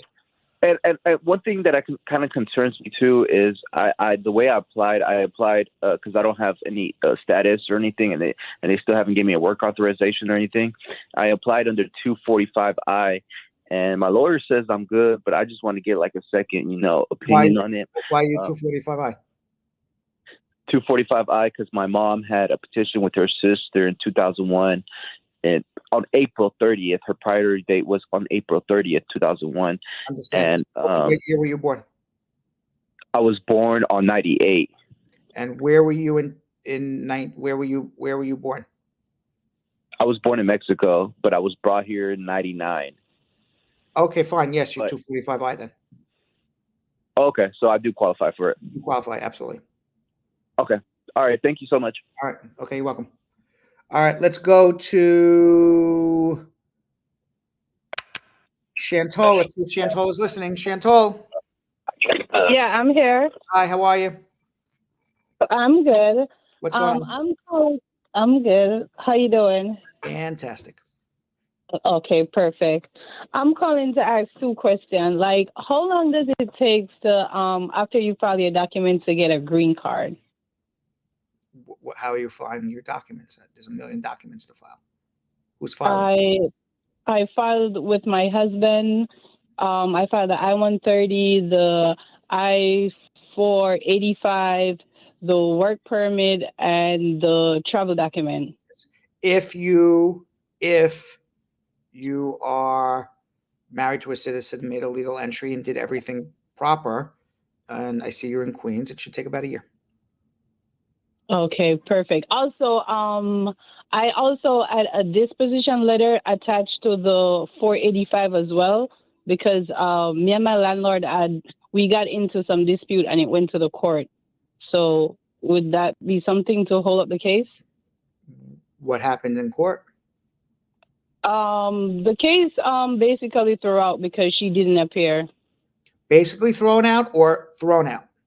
It was thrown out. Basically. It was thrown out. If you have one arrest and the case was dismissed, I mean, it could slow down your case a month or two, but ultimately you'll get your green card. You don't have a criminal record. Okay, perfect. And also the next question I wanted to ask you, I have a son that is 4 years old, and I just found out that he has autism. However, he's not my husband's son, but he's a U.S. citizen born. I was wondering, is it possible for me to seek like additional support for him, like food stamp, etc., or is that something that would affect my case that is currently going on right now? It won't. Getting government assistance for a child will not affect you, as long as the assistance is for the child and not you. Oh, okay. All right. So the answer is yes. Go do it. Okay, thank you so much, Mr. Brad. Okay, good luck. Let's go. Our last call of the day, Sina in Milwaukee, Wisconsin. Sina. Hi, how's it going? Brad, can you hear me? I hear you. How are you? Awesome, good. Thank you, sir. I had a quick question for you. So one of my friends filed for adjustment of status, and they got an RFE regarding their affidavit of support documents. Right. And they told me that their husband, made like $60K, so they were well above that two-person home. Right. So yeah, that's a $25K. But then I looked in some other places, and they said that if we attach like a letter from our employer, or her husband should have attached a letter from her employer saying that have continuous they will work there continuously, and a couple pay stubs from previous months. Right. With the W-2, they wouldn't have gotten that RFE. Probably Do you not. think that's why they got that? It's possible. When you submit an affidavit of support, you need to show that not only at the present time you can support your spouse above the poverty level, but in the future, the government wants to know, okay, today on March 14th, great, you have a tax return from last year saying you earned income. Right. But how do we know in April or May or June when you get your green card, you still earning that income? So of course you would need a job letter. Yeah, probably. Right. Okay, and just a letter from your job is enough for like a couple pay stubs. I mean, how else would you like would the letter saying that they're a good employee and that? No, you don't. Nobody cares whether you're a good employee or not. They want to know that your job is safe. So you could be a lousy employee, but as long as they're paying you, who cares? So the answer is it's basically dear sir or madam at the Immigration Service. This will confirm that Sina, whatever your last name is, has been employed at XYZ tool company, earning $1 million a year, and his employment whatever it is, and his employment for the future looks, we expect him to continue to employ him indefinitely, something like that. And thank you so much. I have one last question. So would it be with her income? She works at a university. Would her income as well affect that number? Like she was the one going for the green card, but then her husband, was an American citizen who was working. So would the two letters from their employers? The person getting the green card, their money that they earn doesn't have any bearing on the affidavit of support. It's can the U.S. citizen. Let's assume, hypothetically, Donald Trump needed a green card. He makes, $100 million a year. He would still need Melania to give an affidavit of support. Got you. That makes perfect sense. Thank you so much for your time, sir. Have a good one. Thank you. Okay. Thanks. Bye-bye. All right. So let's drop that. All right. So that is our meat and potatoes for the day. And if you have missed answering questions online, leave your questions in our social media. I'm going to be answering all of your social media questions in less than 3 minutes or so. So you can type in all your questions online, whether it's on Facebook or YouTube. Those watching on Instagram, I can't go to 100 different places to check your questions. So if you're watching on Instagram right now, you can jump over to Bradshaw Live on YouTube or Facebook, and type in your question in the comment section, whether it's on Facebook or YouTube, and you can be sure that I will try to answer your immigration question as well. And given the fact that I just mentioned Instagram and Facebook and YouTube, follow us on Facebook on Bradshaw Live, and follow us on YouTube, or subscribe on YouTube at Bradshaw Live, and follow us on Instagram at Bradshaw Live. We have 2 accounts on Instagram, Bradshaw Live and my personal account, Real Brad Bernstein. And you could also follow us on X or Twitter or whatever they call it these days, at Bradshaw Live, and Threads at Bradshaw Live as well. And our fastest growing media platform, but may not be fast growing anymore if Congress makes TikTok illegal. But right now it's legal TikTok. So you can follow us on TikTok at Brad Bernstein Law as well. Also, if that's not enough information for you to digest, you can also visit us at the web at www.lawsb.com. And if you visit us on the web at www.lawsb.com, you can leave your questions whether by text or email. There's like 1,000 different places to ask your question. You can't miss it, and we will get back in touch with you as well. And of course, later in the show, I will be answering your immigration questions from social media that you are writing right now in our social media check-in segment. But first, for the next 1 minute and 45 seconds at least, I want to discuss personal injury. Here at Spar and Bernstein, we are not just immigration lawyers. We are personal injury lawyers as well, accident lawyers. And we are here to help you navigate your personal injury claims. So I'm going to show you a video where we're diving into the important topic of motor vehicle accidents in the state of New York. And we're going to discuss who's liable in a motor vehicle accident, what to do if you're in a motor vehicle accident, what happens if you are uninsured or the person you get into an accident with is uninsured, and how long you need to do something about that in order to secure your rights. Let's watch it.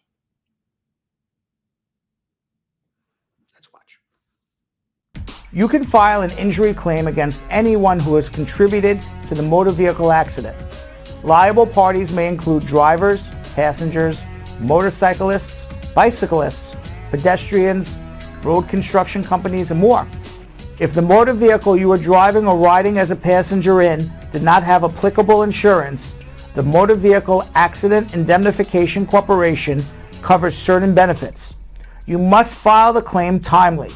MVAC, as it's known in short, is a nonprofit organization created by the New York State Legislature in 1958 to provide no-fault and bodily injury protection to eligible claimants. An experienced attorney will look into your case and determine a fair compensation to pursue to support you during the recovery period and after it. At Spar and Bernstein, we offer a free initial consultation to discuss the details of your case and plan next steps. We consider the seriousness of your injuries, need for surgery, hospitalization, and treatment, inability to work for a period of time, length of time without being able to work, injury impact on your daily life, need for external help for routine everyday activities like bathing, eating, and more, psychological and emotional trauma, possible disfigurement or paralysis, and vehicle damage. Contact us at Spar and Bernstein for a free consultation regarding your case. We'll discuss your options and your next steps. All right. We're going to get into social media check-in. Let's do it. Let's do it. I'm looking.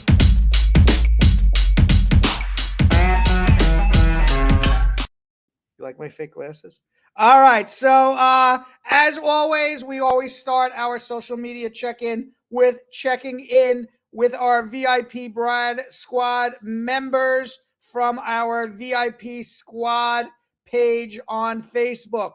Our VIPs always get their questions answered first. You want your questions answered first on our social media check-in, become a VIP Squad member on our Facebook page. Our first VIP Brad Squad question comes from Leisa. She says, "Hey Brad, my cousin got denied because his wife accused him of cheating and she did not show up to the interview. They have a bona fide marriage. They live together, everything. She just accused him and just never showed up. What's your advice?" I told him to do a consultation with you. Well, when you start lying about, being in a bona fide marriage when you're not, start lying about cheating when you're not, there's a lot more underlying to this situation. And the first things we would be looking at is there something else more going on? Is there abuse in the relationship? Is there emotional abuse in the relationship? Is this one spouse trying to use power over another spouse? Is one spouse trying to manipulate, or financial abuse? So the first thing we look at is there a potential abuse case?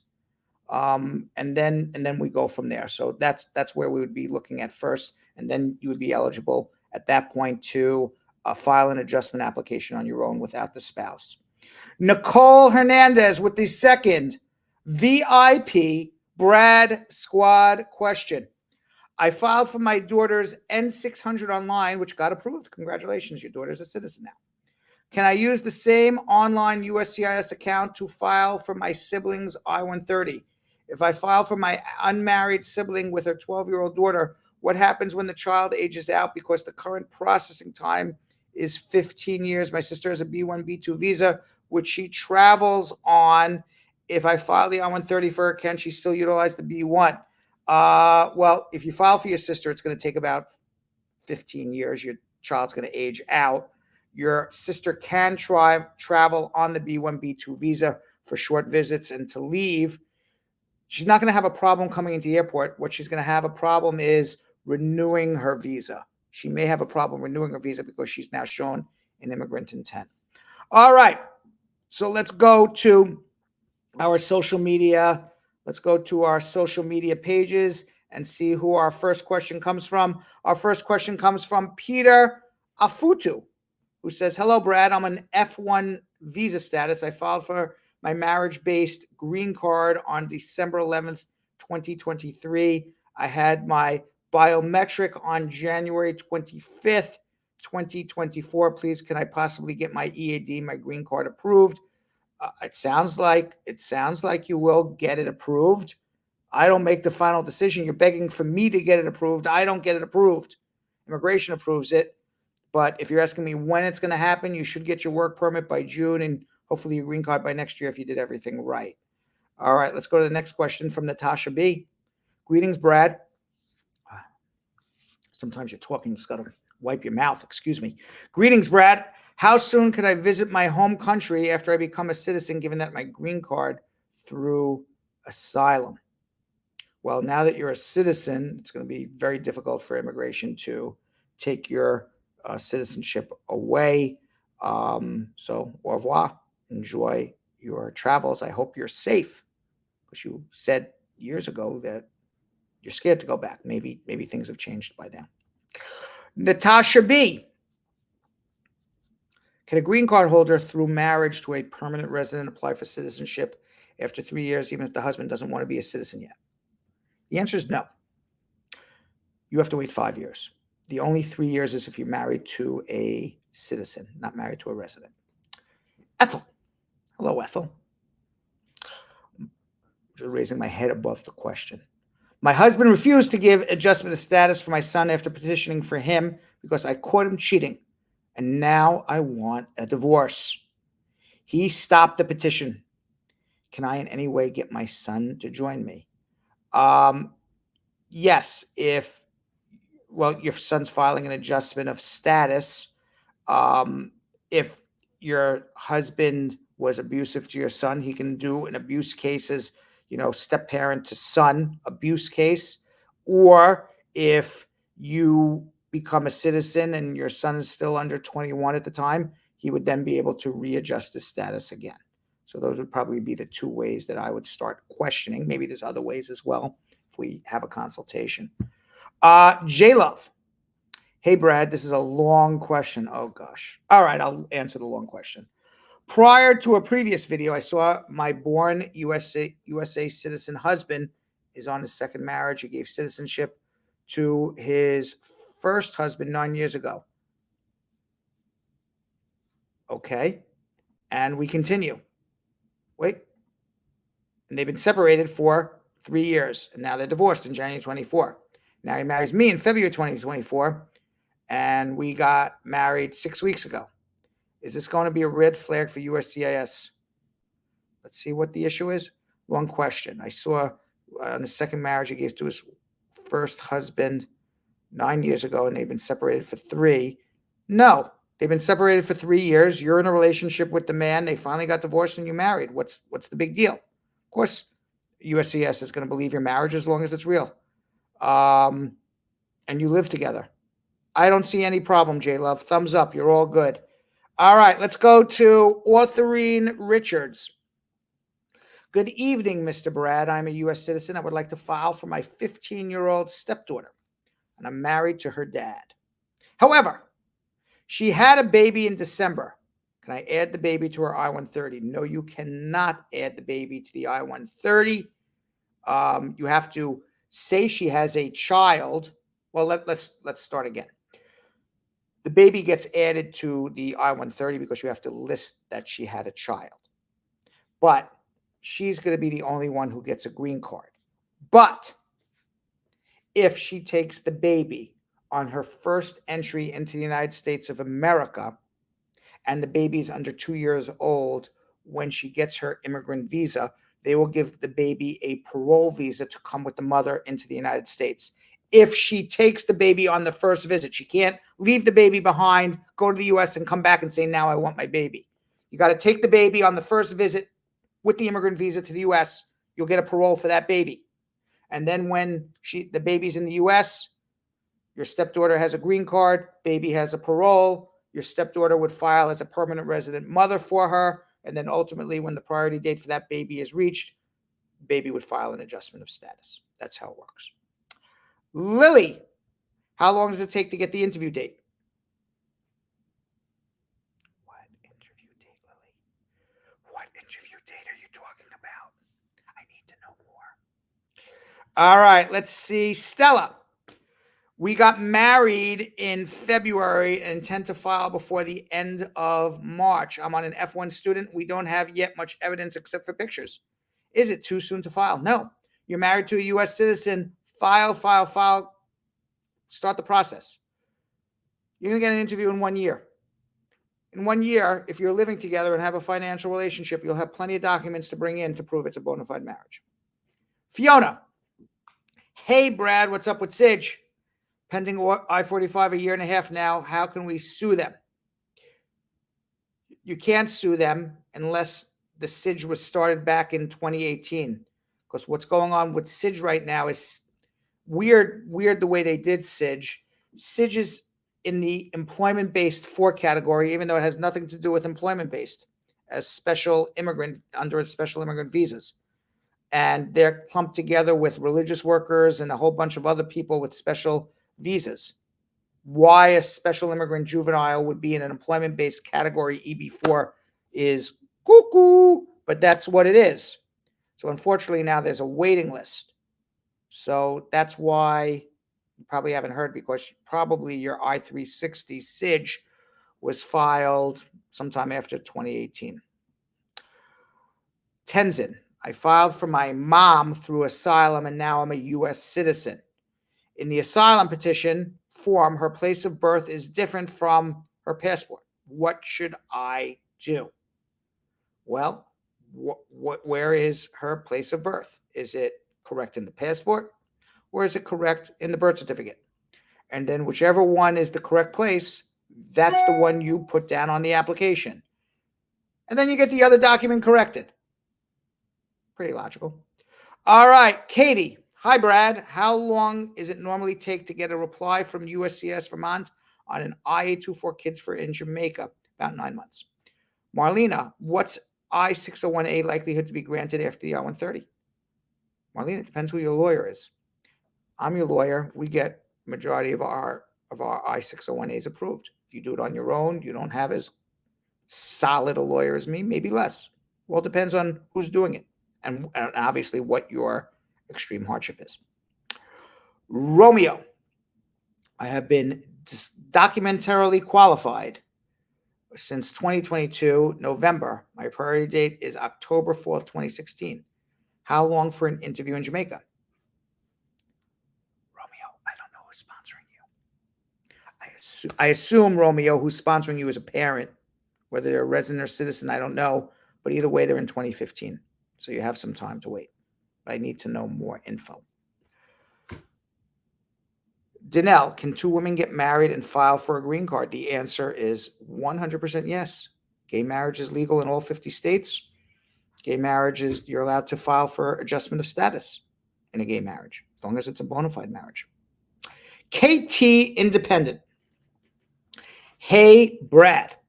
As it relates to an approved VAWA, what are the supporting documents that should be submitted with the form I-864W? Well, the W in the I-864 stands for waiver, which means you don't need an I-864, which means you're just filling out a form saying, I'm submitting the I-864 waiver because I don't need the I-864, which means all you have to do is show you have an approved or pending VAWA. That's it. Priscilla, how long does USCIS take to apply to an RFE for a VAWA? It's been more than a year now since I submitted it. Depends what the RFE was for.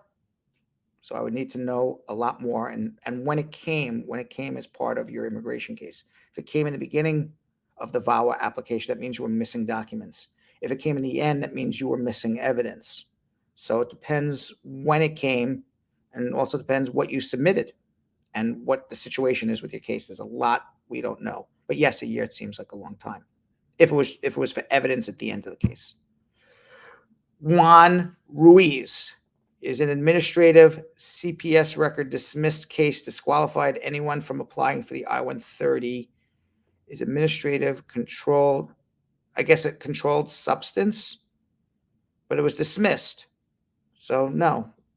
The only time you can't petition for somebody is if you have a record for child abuse and there was some sort of sexual component to it. You're on the child sex registry. Michelle Taylor, excuse me. Hello, Brad. I have a question. My mom filed for me in 2015, April. I only received one email and nothing more. What can she do? Contact me. Let me check on her file, and then I'll let you know. I don't know what your mother did for you, so we don't know if she did anything proper or not. First step is to do a Freedom of Information Act request and see what's going on. Tan, hey, Brad. Please, I have this question. My ex-wife's visa was refused and she ended up divorcing me last year. So I requested a withdrawal of my petitioner. So now our immigration case was returned to NVC. And your question, Tan, is what? If your wife's visa was refused, there's nothing to withdraw. She's not getting her green card anyway. And if she has divorced you, she's not getting her green card anyway. And if it's been returned to the NVC, she's not getting her green card anyway. So she ain't coming, Tan, to America. Don't worry. Not least based on your petition. Katrina Chanel. Does my child need a reason every time she enters the USA if she has a B1, B2 visa? Yes, she does. You have to have a reason why you're coming here to be a tourist, and more importantly, that you're leaving. Funny camp.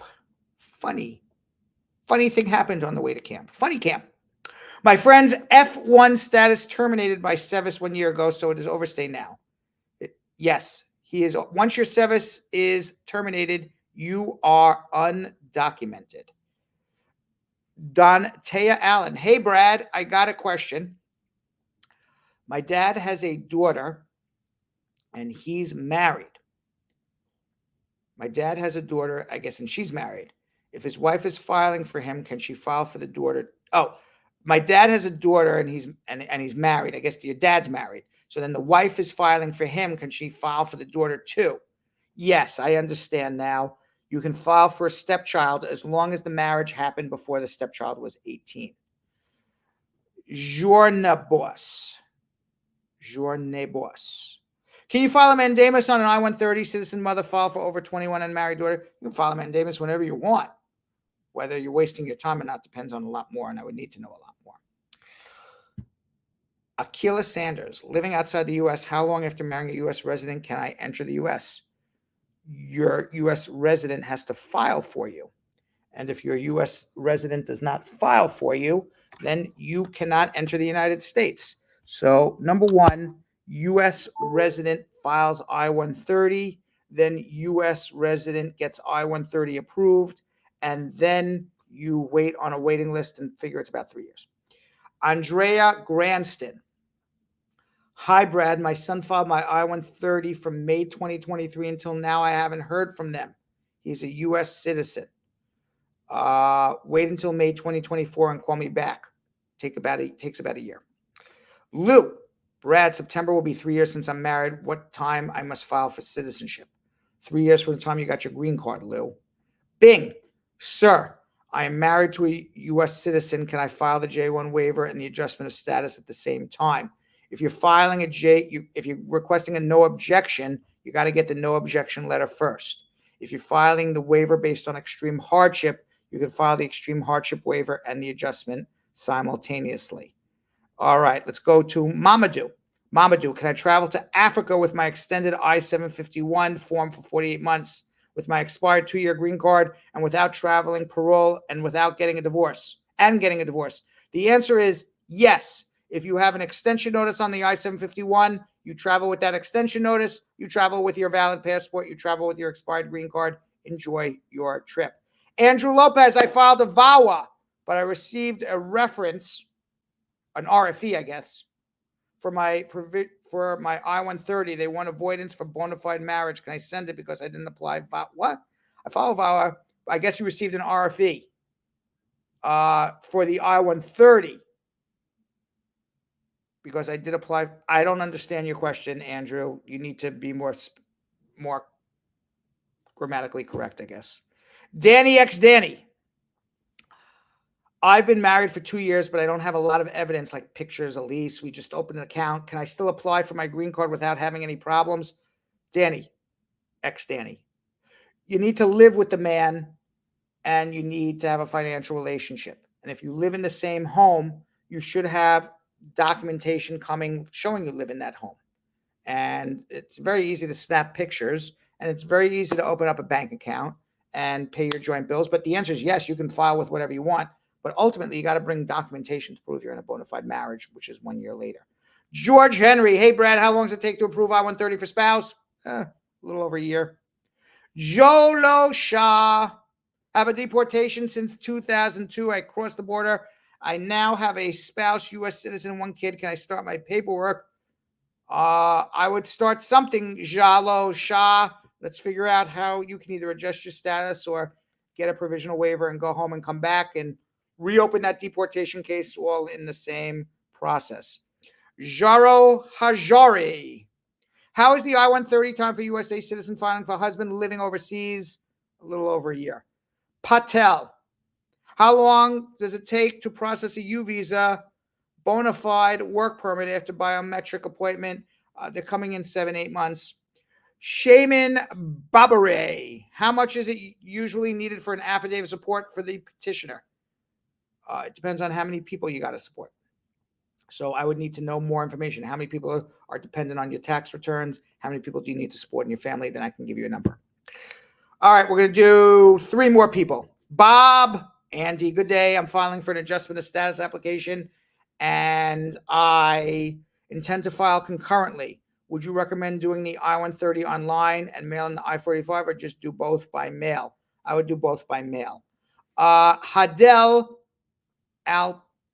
or Timmy.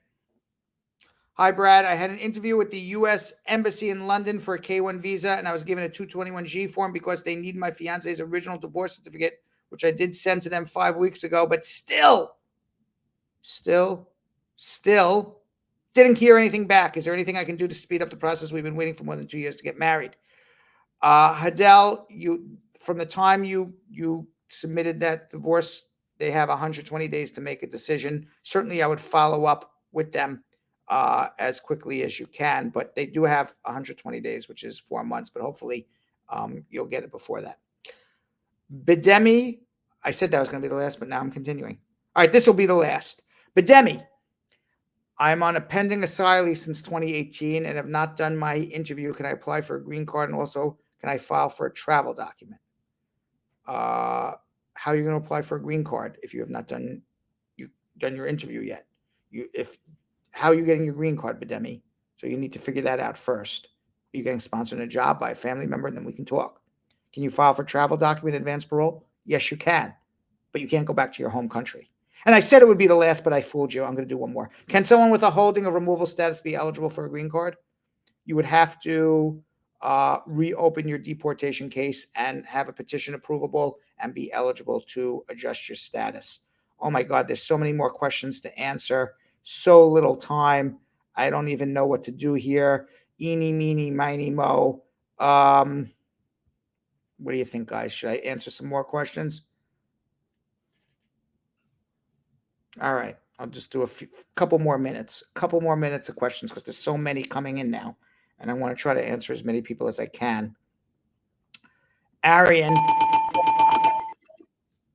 Sir, I came in 2019 as a J1 visa. I was out of status a couple of months. Currently, I'm at a pending asylum. What kind of options do I have to get status so I removed asylum case? I don't know what you're talking about. You want to complete your asylum case, we're going to threaten a mandamus. You want to talk about other ways to get a green card, you need a consultation. Sean D, I've been married for 2 years. My wife filed the I-130 in February of last year. It's still pending. She was arrested for assaulting me in September of last year. Is it possible for me to continue? Well, as long as you want her back and you want to live with her, yeah. She can continue the case. You can continue the case. Everyone's entitled to a bad day. Or you can, if she was arrested for assaulting you, you certainly have a pretty good VAWA case.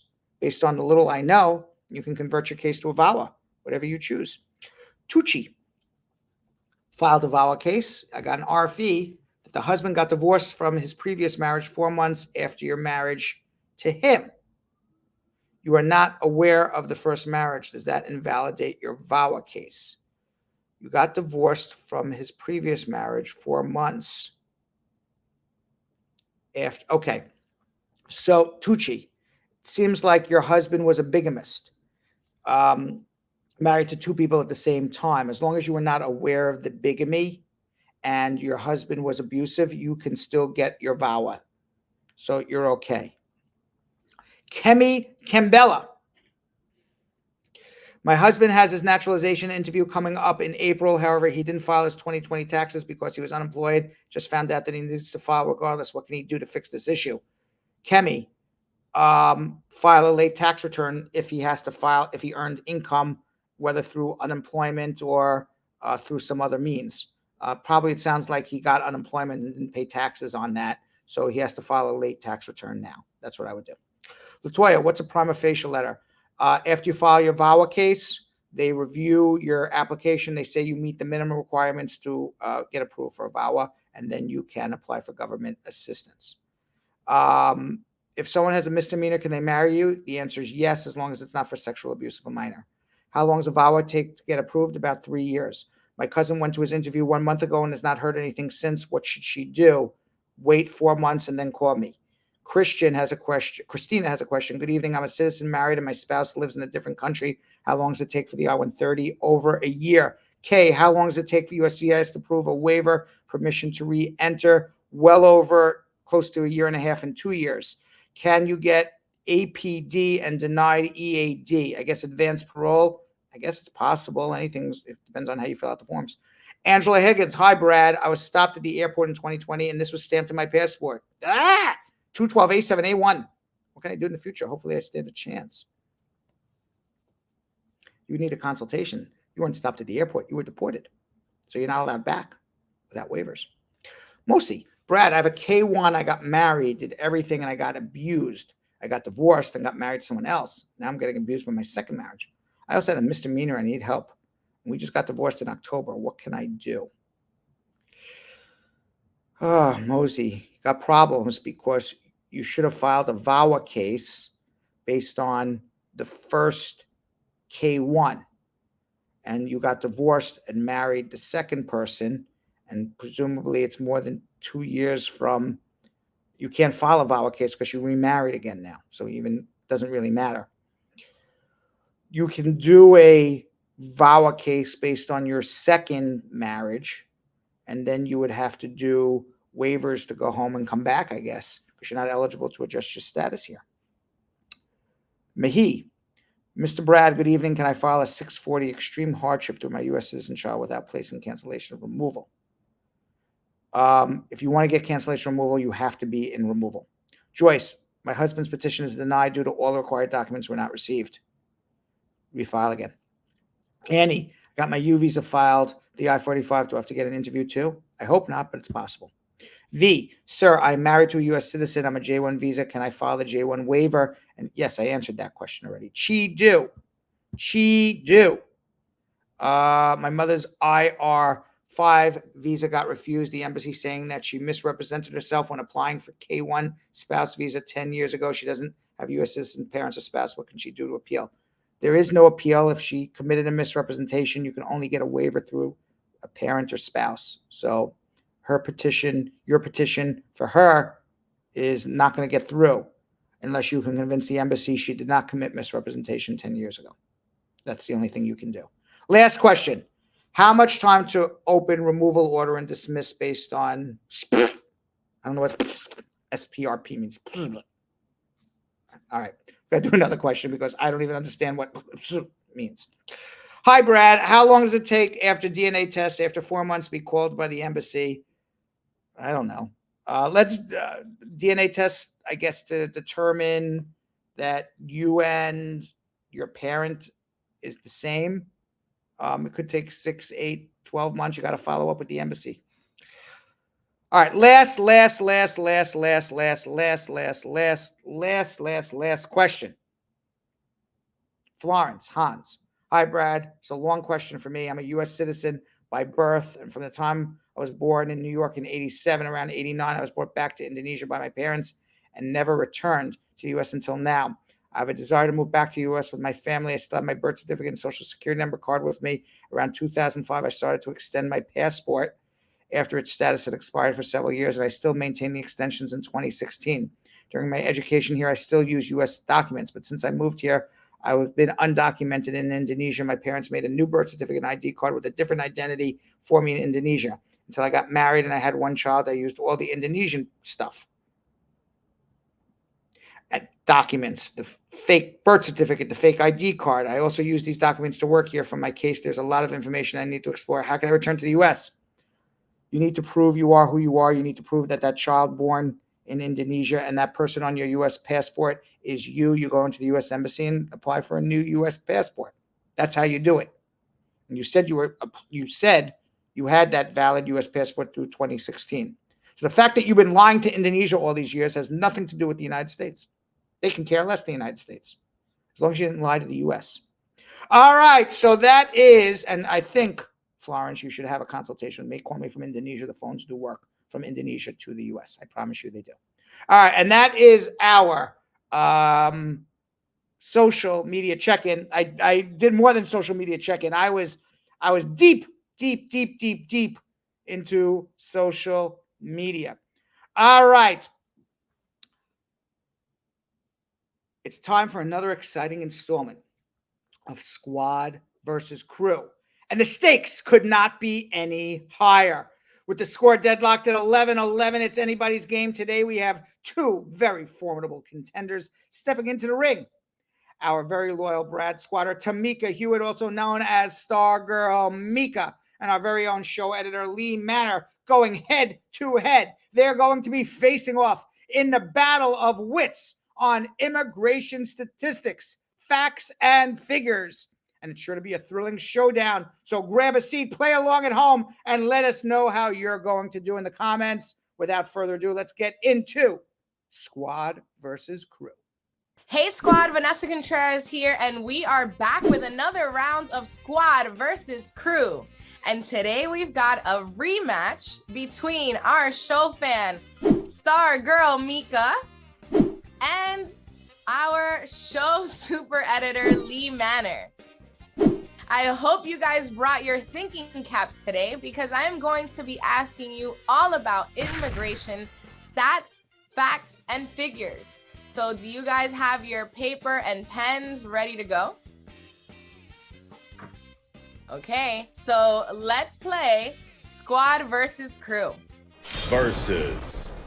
First question. What percentage of the U.S. population is made up of immigrants? Is it A, 4%, B, 9%, C, 15%, or D, 27%? Let's see your answers in 3, 2, 1.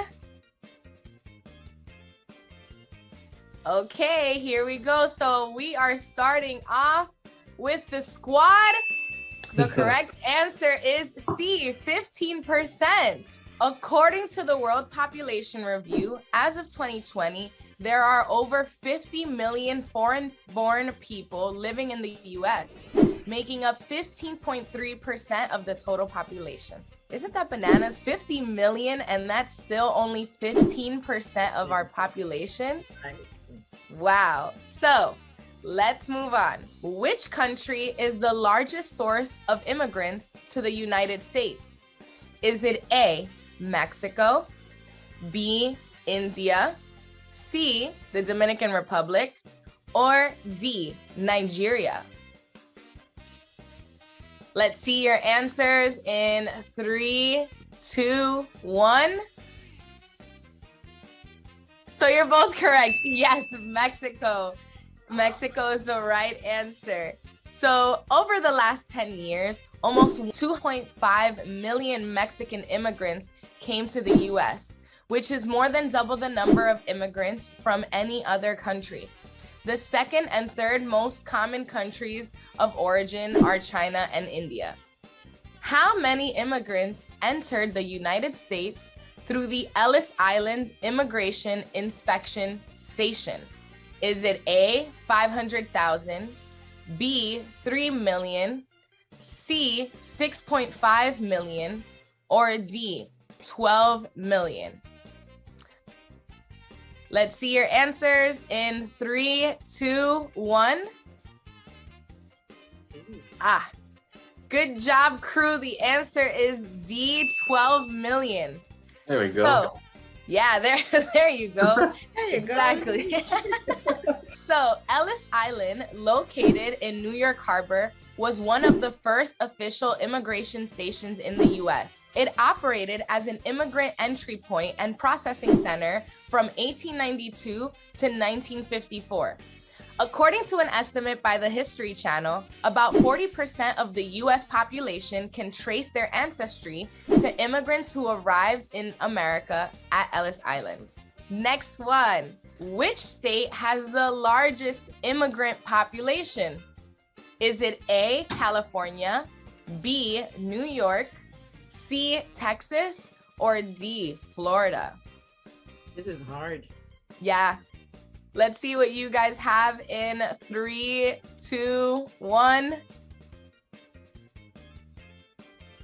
Okay. You would think, but the correct answer is actually A, California. Yes, I was gonna write that. Yeah. Nearly half of the nation's immigrants live in just 3 states, California, Texas, and Florida, with 24% or 10.6 million immigrants living in California alone. The metropolitan area with the largest immigrant population is New York City, closely followed by Los Angeles and Miami. Okay, how many people in the US are employed by immigrant-owned businesses? Is it A, 13 million, B, 8 million, C, 5 million, or D, 2 million?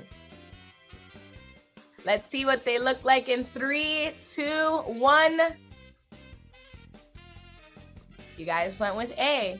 The correct answer is B, 8 million. 8 million. So, 8 million people are employed by businesses that are entirely immigrant-owned, according to a study by New American Economy. Fun fact, while immigrants make up just 13% of the U.S. population in general, they make up 21.7% of all U.S. business owners. So that's something to be proud of. Yes, exactly. All right, so tune into our next show for the conclusion of our squad versus crew game, and we're going to figure out who's going to emerge victorious. Is it going to be Star Girl Mika or Lee Manor? All right, we have come to the most exciting part of Bradshaw Live, where I'm going to try to answer 10 immigration questions in 50 seconds, or everybody in the booth is going to blow up my entire building where I am right now. I will go up in flames, but if I win and I get all of these immigration questions answered correctly, I get a bunch of balloons. It's really unfair when you think about it, that if I win, I get a balloon, and if I lose, I get like burned to a crisp and I get blown up. It's really, the to win is not that much of an incentive to win, and if you lose, oh my God. Let's hope I win. Let's do it.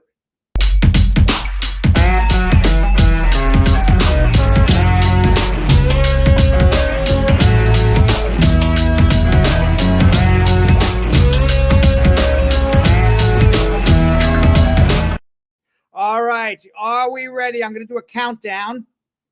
3, 2, 1. Let's do it. Can you travel while waiting for your I-751 approval? Yes, if you have the pending approval notice. How long will it take to get the result of your asylum case after your interview? It's supposed to be 120 days, but sometimes longer. Can I renew my green card 3 years after it is expired? Yes, you can. Can I still work if my green card is expired? I did a video on that today. The answer is yes. Can I travel out of the United States and return if I change from a J1 to an F1 visa? If you have that F1, why not? If you are stopped at the border and apply for asylum, is that a legal entry? Depends if they parole you into the U.S. Do I need to have a certain income to file the I-140? It's not your income, it's the income of your employer. Does a U.S. citizen have to give DNA when they file for a stepchild? Usually not, unless they don't believe the biological relationship between your spouse. Can I? Oh, no! I'm trying to explain stuff, and I should just answer it. Damn. What was the last two questions? Can I change my name when I file for citizenship? Yes. Can a combo card be used multiple times to enter the U.S.? Yes. They blew me up. I can only get happy now by seeing the comments of the day. Let's do it.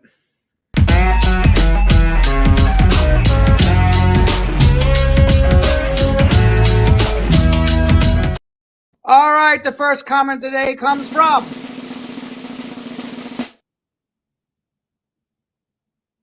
Joyce Henry. Brad, I have a consultation with you on Saturday. I can't wait to speak to you. I can't wait to speak to you, Joyce, as well. Thank you for watching. Comment of the day number 2 comes from Diane Reed. Brad, you are so amazing. We appreciate your information shared to widen our knowledge and gaining your various services. Big up yourself every time. We appreciate, love you. An up top team. Thank you very much, Diane Reed. I really thank you for your kind words and compliments. Appreciate it. Next comment today comes from Joe and Erica. People think that Dem can trick immigration. Dem have a guest coming. Him better hire Brad. People think Dem can trick immigration. Dem have guests coming. Him better hire Brad. I got it. A little Jamaican there. Thank you very much. Hire Brad. Basically, hire Brad. All right. Next comment of the day. Jeremy Goldberg with Poetry Thursday. Brad the lawyer stands with Mike, guiding immigrants towards light.